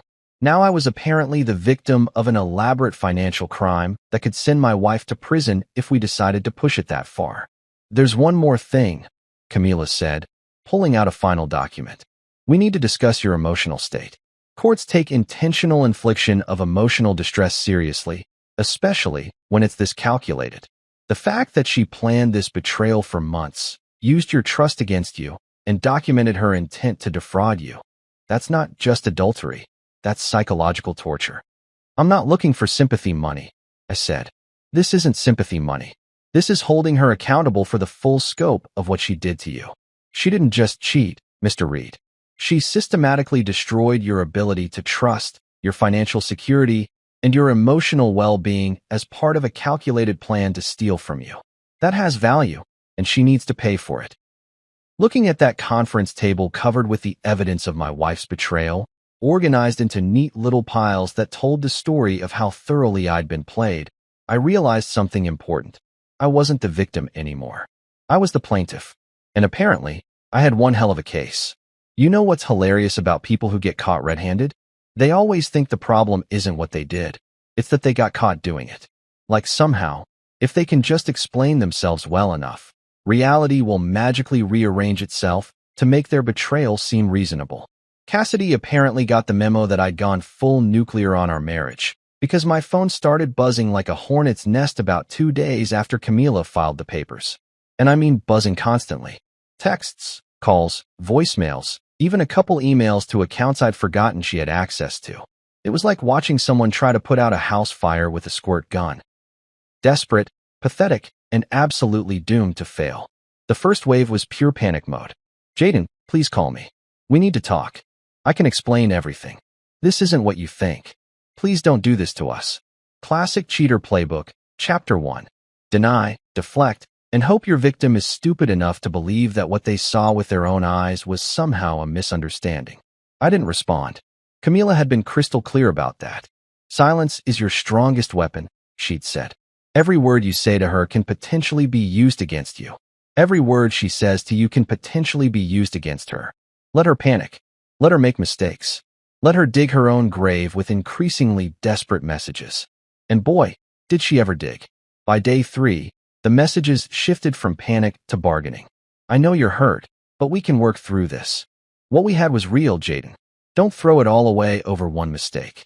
I'll quit my job. I'll do whatever it takes. One mistake. Like 3 months of planning to defraud me was just an oopsie, like accidentally putting salt in the coffee instead of sugar. But here's where it got really interesting. Martin started texting me too. Because apparently, when your affair partner's husband discovers your little scheme and lawyers up, the natural response is to reach out personally and try to smooth things over like you're all adults who can work this out over a beer. Jaden, I want you to know that what happened between Cassidy and me wasn't planned. It just happened. Right. It just happened. For months. With detailed text conversations about timing and financial strategy. Completely spontaneous, I'm sure. I never meant for anyone to get hurt.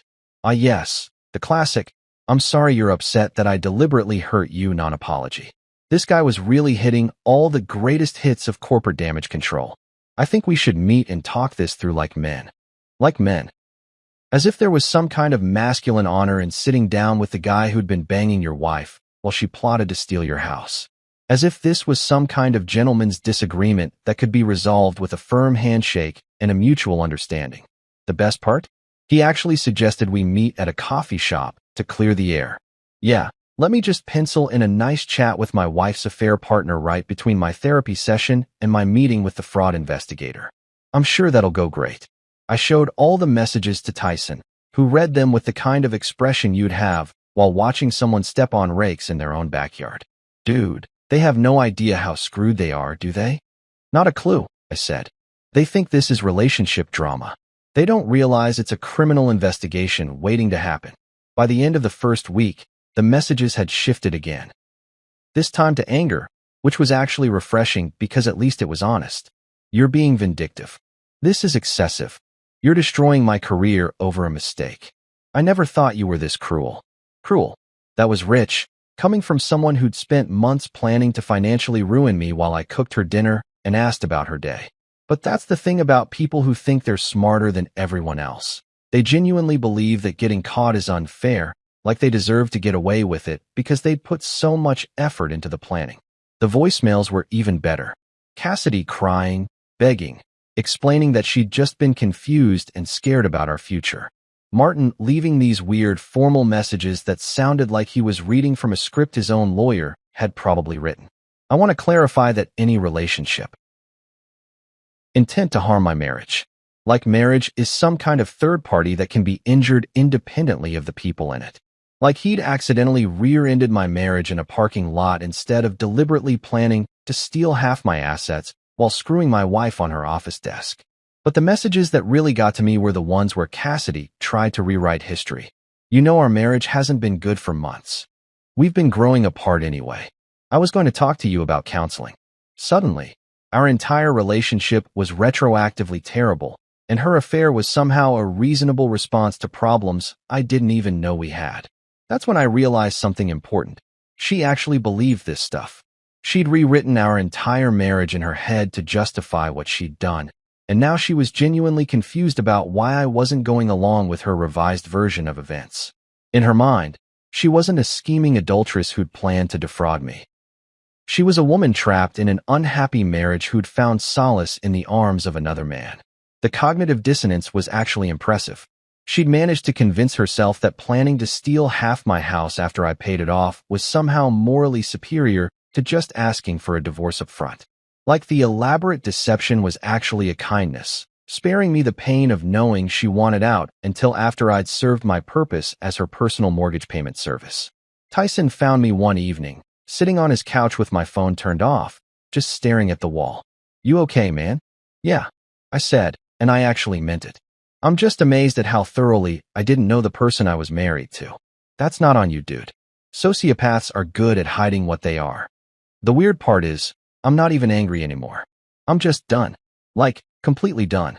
She could send me 1,000 more messages, and it wouldn't change anything.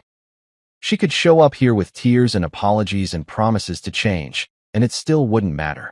Because you finally see her for what she really is? Because I finally see me for what I really am, I said. And what I am is someone who deserves better than spending his life with someone who thinks love is a long-term investment strategy. My phone stayed off for the rest of the night. And for the first time since this whole mess started, the silence felt like peace instead of emptiness. There's something deeply satisfying about watching Karma show up to work right on time, wearing a crisp uniform and carrying official paperwork. I'm talking about the kind of cosmic justice that makes you believe the universe has a sense of humor and occasionally enjoys a good revenge plot. Camila had called me 2 days earlier with news that made my week. The papers are ready, and I've arranged for service. Where would you like this to happen? Now, most people would probably choose the safe, private option. Have the papers delivered to her house, maybe her car, somewhere discreet where she could process the shock without an audience. But here's the thing about being systematically betrayed by someone you trusted. It changes your perspective on what constitutes appropriate public behavior. Her office, I said without hesitation. During business hours. Make sure it's when people are around. There was a pause on the other end of the line. Mr. Reed, are you sure? That's going to be public. Camila, she screwed her boss on her office desk while I was home cooking her dinner. Public ship has already sailed. I'm just making sure it docks at the right port. I like your style. I'll arrange for service at 2 p.m. on Friday. Peak workplace visibility. The beauty of it was poetic justice at its finest. She'd chosen that office as the scene of her betrayal, so it seemed only fitting that it should also be the scene of her consequences. Plus, there was a certain symmetry to the whole thing. I'd walked into that building as the oblivious husband bringing dinner, and now I was going back as the plaintiff serving divorce papers for fraud. I didn't have to be there for the actual service, but wild horses couldn't have kept me away. I wanted to see her face when she realized that her carefully planned exit strategy had just become her entrance to legal hell. Call it petty, call it vindictive, call it whatever you want. I called it closure. I parked across the street from her office building at 1:45 p.m. and waited. The process server was a professional named Dave who looked like he'd been delivering bad news for 20 years and had perfected the art of staying calm while other people's worlds exploded. He'd called to confirm the timing and location, and his instructions were simple. Find Cassidy Reed in her office on the 14th floor and hand her a manila envelope that would officially end her marriage and potentially start criminal proceedings against her. At exactly 2 p.m., I watched Dave walk through the glass doors of the building where my wife had planned my financial destruction. He was carrying a leather briefcase and wearing the kind of confident expression that said he'd done this 1,000 times before and knew exactly how it was going to play out. I waited in my truck, watching the building like it was about to explode. Which, in a way, it was. Somewhere up on the 14th floor, Cassidy was about to discover that actions have consequences, that planning to defraud your husband isn't as foolproof as it seems, and that screenshots of text messages have a funny way of ruining your day. 20 minutes later, Dave walked back out of the building. He spotted my truck across the street and gave me a subtle thumbs up before getting in his car and driving away. Mission accomplished. The papers had been served, and somewhere upstairs, my wife was probably reading through legal documents that explained exactly how screwed she really was. But I wasn't done yet. I wanted to see her reaction for myself. I got out of my truck and walked across the street, through the same glass doors I'd walked through 2 weeks earlier with a bag of lemon herb salmon and the naive belief that I was married to someone who actually loved me. Frank, the security guard, recognized me immediately. Hey, Mr. Reed. Haven't seen you in a while. Here to see Mrs. Reed. Something like that, I said, signing in on the visitor log. Is she upstairs? Far as I know. Seemed a little rattled when I saw her a few minutes ago, though. Everything okay? Everything's perfect, Frank. Just perfect.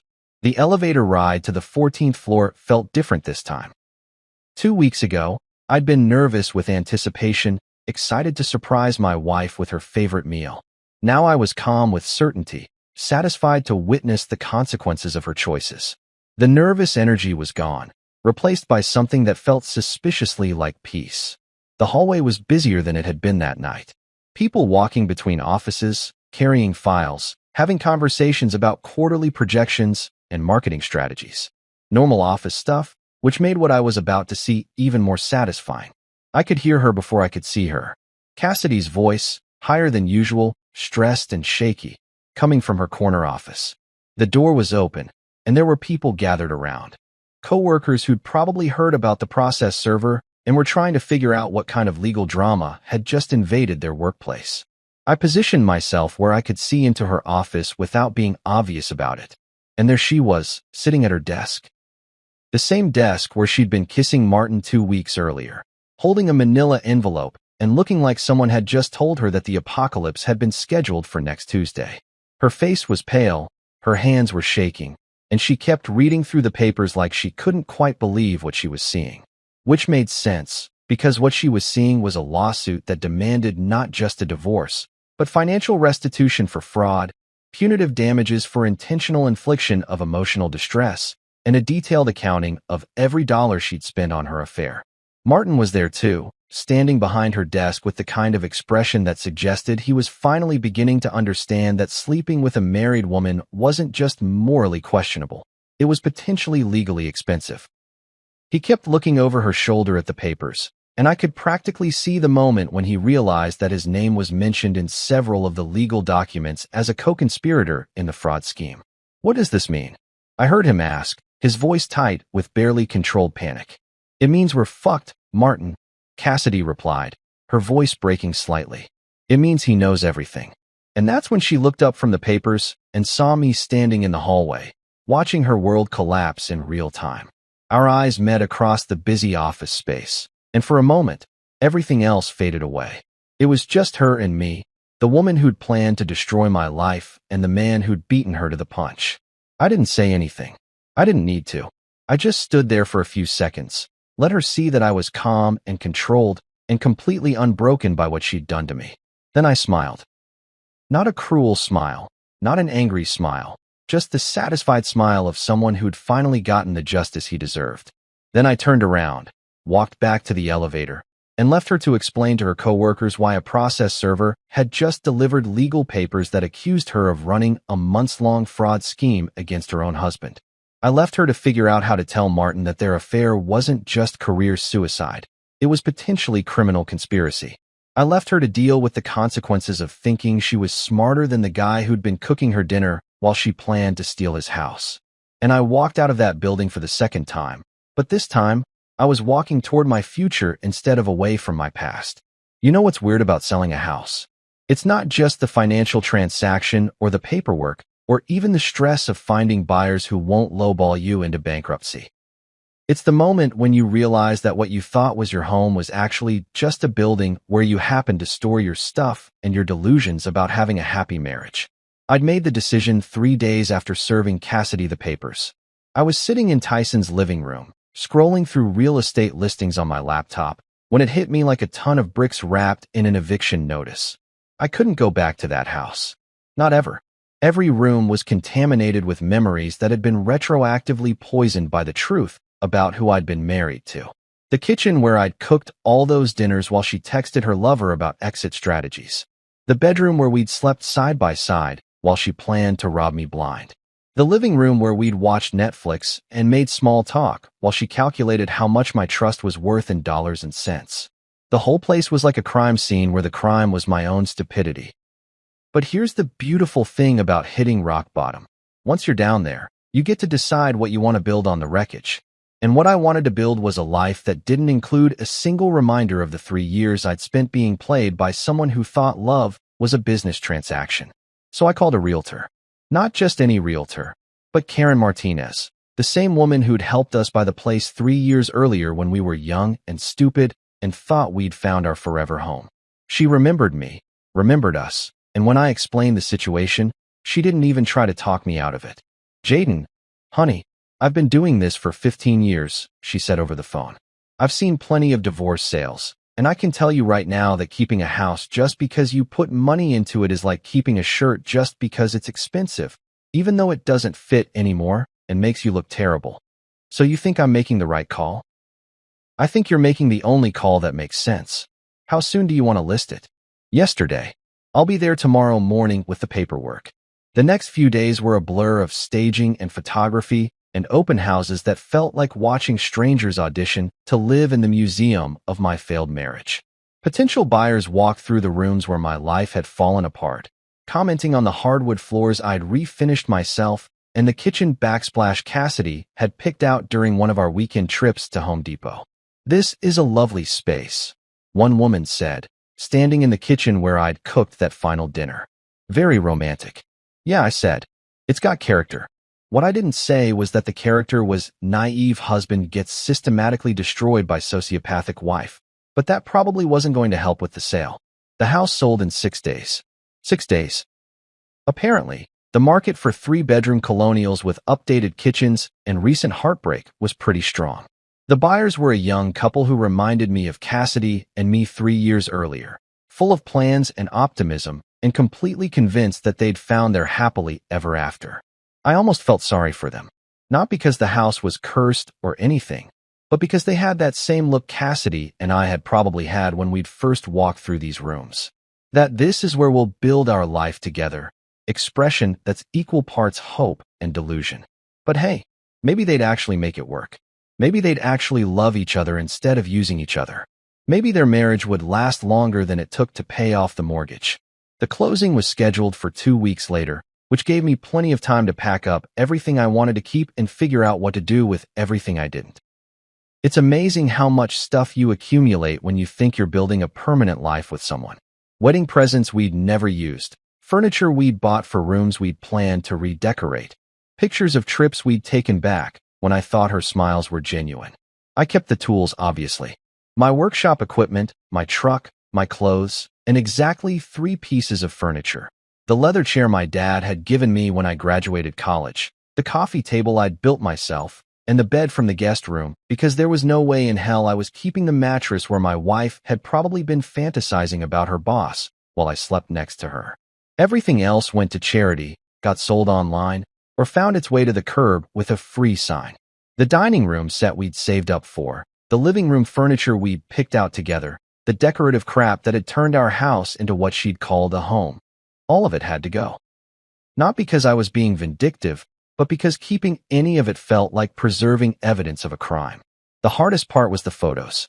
We'd had pictures everywhere, wedding photos, vacation shots, candid moments from before I knew I was living with a con artist. I spent an entire afternoon going through them, and it was like watching a documentary about someone else's life. There we were at the beach in Florida, looking happy and in love. There we were at my sister's wedding, dancing like we meant it. There we were on Christmas morning, exchanging gifts and acting like we had a future together. I kept exactly 1 photo, not because I missed her or missed what we'd had, but because I needed to remember what lies looked like when they were smiling at you. I needed a reminder that people can fake anything if the payoff is big enough. The rest went in the trash. Every single one. 3 years of documented deception, straight into the garbage where they belonged. 2 weeks later, I sat in the lawyer's office, not Camila's office, a different one that handled real estate, and signed papers that officially transferred ownership of my former home to people who still believed in happy endings. The check I walked out with was substantial enough to give me options, which was more than I'd had when this whole nightmare started. That evening, I stood in the driveway of what was no longer my house, holding the keys I'd just handed over to the new owners. The place looked the same from the outside. Same mailbox, same front door, same windows that had witnessed the slow-motion destruction of my marriage. But it felt different. It felt like someone else's problem. I got in my truck and drove away without looking back. Not because I was too hurt to look, but because there was literally nothing behind me worth seeing. The house where I'd been lied to, cheated on, and financially manipulated was someone else's fresh start now. And for the first time in months, that felt exactly right. You know what's funny about starting over? You spend so much time planning your dramatic exit from your old life that you forget to plan your equally dramatic entrance into your new one. So there I was, officially divorced, financially intact thanks to Camila's legal wizardry, and completely homeless by choice, standing in the middle of downtown looking for an apartment like some kind of middle-aged college kid. The loft I found wasn't what you'd call luxury living, but it had 3 things going for it. Exposed brick walls that reminded me why I liked working with my hands, huge windows that let in enough light to make the place feel optimistic instead of depressing, and rent that wouldn't require me to eat ramen noodles for the next 5 years. Oh, and it was directly above a coffee shop called Grind Coffee, which sounded like either a great convenience or a guaranteed way to develop a caffeine addiction that would make my divorce settlement look like pocket change. The building was one of those converted warehouses that developers love to market as urban loft living to people who want to feel artistic without actually having to be artists. The kind of place where you pay extra for the privilege of hearing your upstairs neighbor's every footstep and pretending that exposed ductwork is a design feature instead of a cost-cutting measure. But it was mine. No shared mortgage, no joint lease, no our place, that came with emotional baggage and bitter memories. Just my name on the lease, my deposit, my choice. After 3 years of everything being ours, the concept of mine felt revolutionary. I'd been living there for exactly 2 weeks when I first met Sierra Thorne, and let me tell you, meeting someone new when you're fresh out of a marriage that ended with fraud charges is like trying to date with a giant neon sign over your head that says, "Recently betrayed. Handle with care." I was coming down the stairs with a bag of garbage, because apparently, one of the joys of loft living is carrying your trash down 3 flights of stairs to reach the dumpster, when I nearly collided with a woman carrying what looked like 50 pounds of coffee beans. "Whoa, sorry," I said, stepping aside to let her pass. "Didn't see you there." "No worries," she replied, shifting the bag to get a better grip. These stairs are a death trap when you're carrying anything heavier than a paperclip. That's when I actually looked at her instead of just noticing her as an obstacle between me and the dumpster. Sierra was probably in her early 30s, with the kind of practical beauty that didn't need makeup to be noticeable. She had shoulder-length brown hair that looked like she'd, and the kind of easy smile that made you want to smile back without thinking about it. "You must be the new tenant," she said, setting the coffee bag down for a moment. "I'm Sierra. I run the cafe downstairs." "Jaden," I said, extending my hand. "And yeah, just moved in a couple weeks ago. Sorry about the noise. I'm still figuring out which floorboards creak. Trust me, after 2 years of running a coffee shop, I sleep through everything, including the espresso machine directly below my apartment." She paused, tilting her head slightly. "Wait, are you the guy who's been ordering black coffee every morning at exactly 7:15? Guilty as charged. Is that a problem?" "Not at all. I was just impressed by the consistency. Most people's coffee habits are chaos, but you're like clockwork." She picked up the coffee bag again. "Although I have to ask, black coffee? No cream, no sugar, no fancy flavoring. I like things simple these days." Something in my tone must have suggested that there was a story behind that statement, because she gave me a look that was part curiosity and part understanding. Fair enough. Simple's underrated. That should have been the end of the conversation. Polite neighbor small talk, exchange of names, everyone goes about their business. But Sierra didn't seem to be in a hurry to end the interaction, and honestly, neither was I. It had been weeks since I'd had a conversation with someone who didn't know about my recent divorce, didn't want to discuss legal strategy, and wasn't trying to fix my life with unsolicited advice. "So what do you do?" she asked. "Besides drink black coffee with military precision." "I'm a carpenter. Mostly custom cabinets, built-ins, that sort of thing." "You. Coffee shop owner, obviously. But I also do some freelance graphic design when the cafe's slow. Keeps the creative side of my brain from atrophying." She gestured toward the building. "This place used to be a textile factory back in the day. I bought the ground floor 2 years ago and converted it into the cafe. The owner let me have first dibs on the apartments upstairs when they finished the renovations." "So you've been here since the beginning?" "Pretty much. Watched this whole neighborhood transform from industrial wasteland to hipster paradise." She paused, studying my face with the kind of direct attention that suggested she was good at reading people. "What about you? What brought you to downtown loft living?" And that's where things got complicated, because the honest answer was my wife was cheating on me while planning to steal half my assets. So I divorced her, sold our house, and decided to start over somewhere that doesn't remind me of being systematically betrayed by someone I trusted. But you can't just dump that kind of information on someone you've known for 5 minutes, especially someone who seems genuinely nice and probably doesn't deserve to have her day ruined by strangers' relationship trauma. "Life changes," I said, which was the truth without being the whole truth. "Sometimes you need a fresh start." Sierra nodded like that made perfect sense. "I get that. I moved here after my last relationship ended. Sometimes geography is the best therapy." There was something in the way she said it that suggested she understood more than she was letting on. Not the kind of understanding that comes from curiosity or sympathy, but the kind that comes from experience. Like maybe she'd had her own reasons for needing a fresh start. "Well," she said, picking up the coffee bag again, "if you ever get tired of black coffee, Come down and try something with more personality. I make a mean maple bourbon latte that might change your mind about simple being better. I'll think about it, I said, and realized I actually meant it. Good. And Jaden? She was halfway down the stairs, but turned back to look at me. Welcome to the neighborhood. I think you're going to like it here.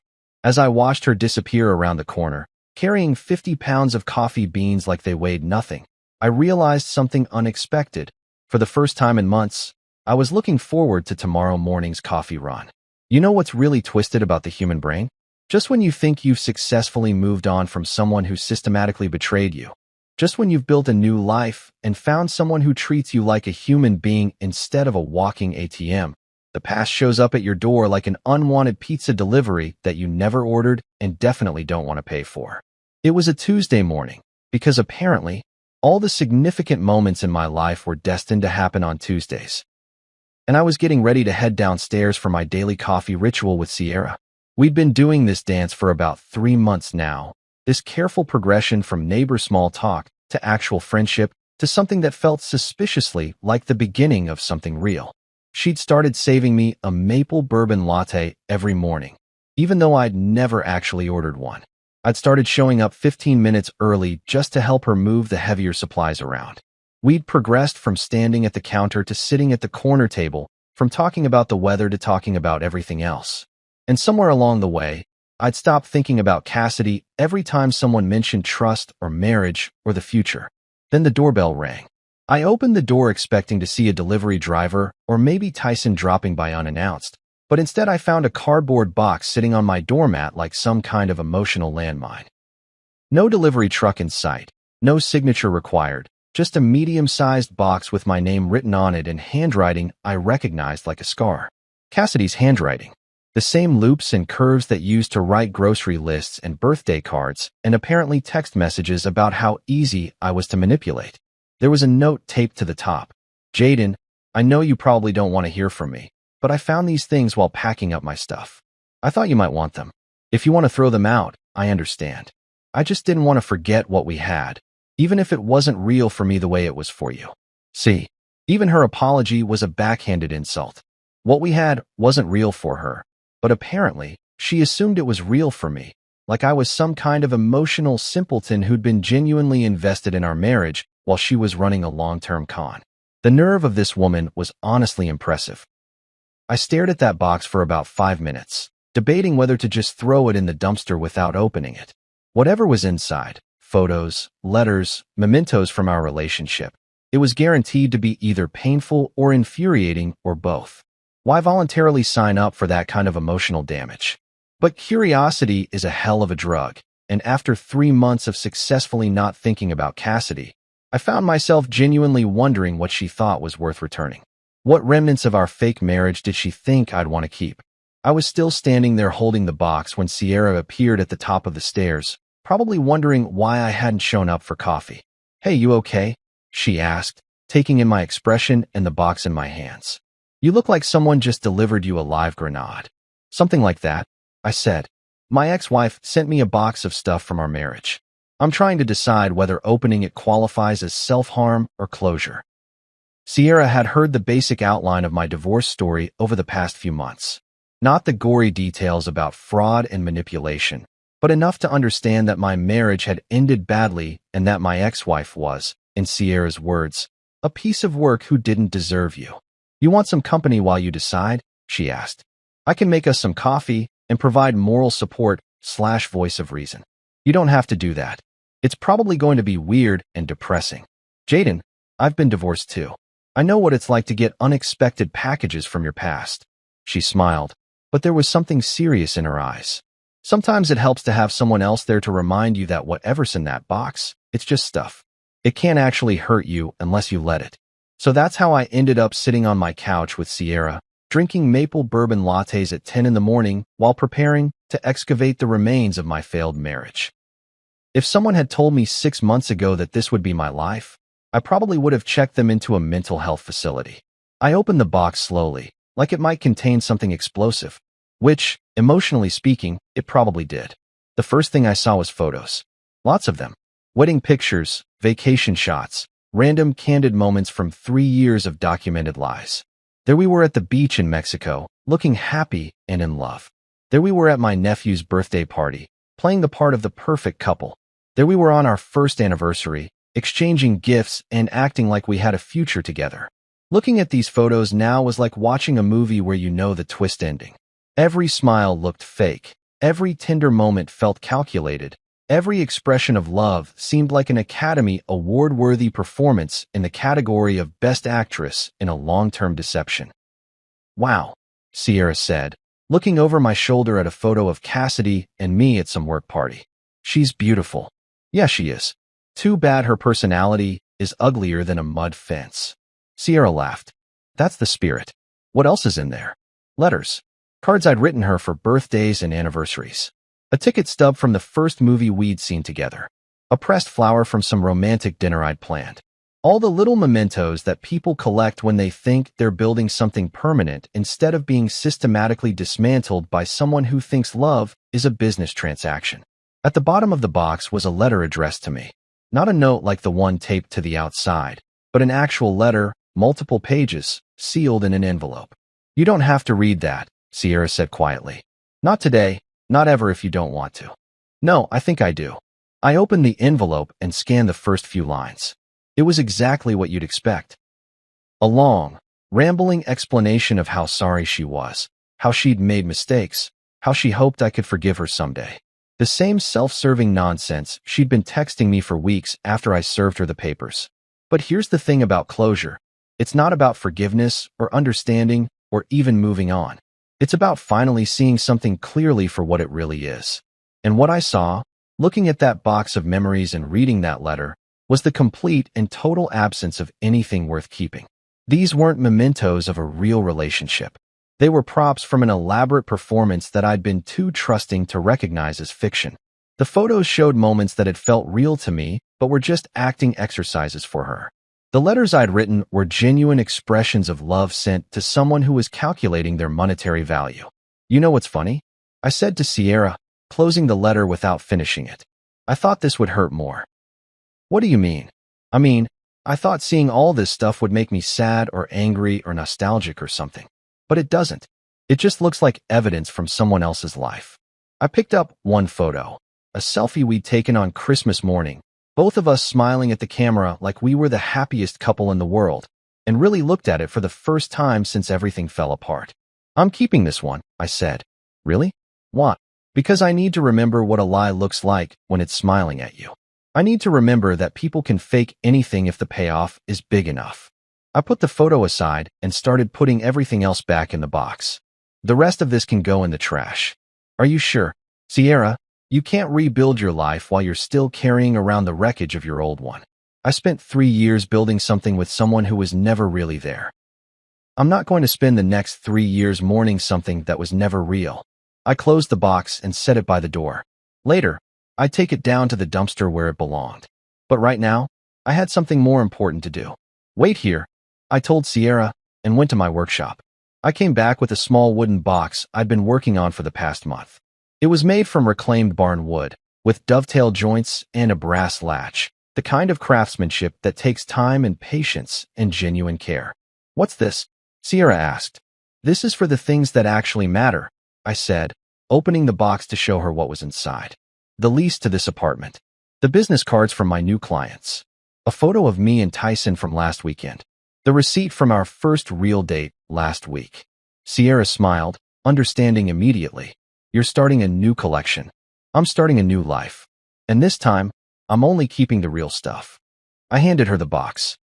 "This is yours if you want it. For all the moments we're going to build together. The real ones."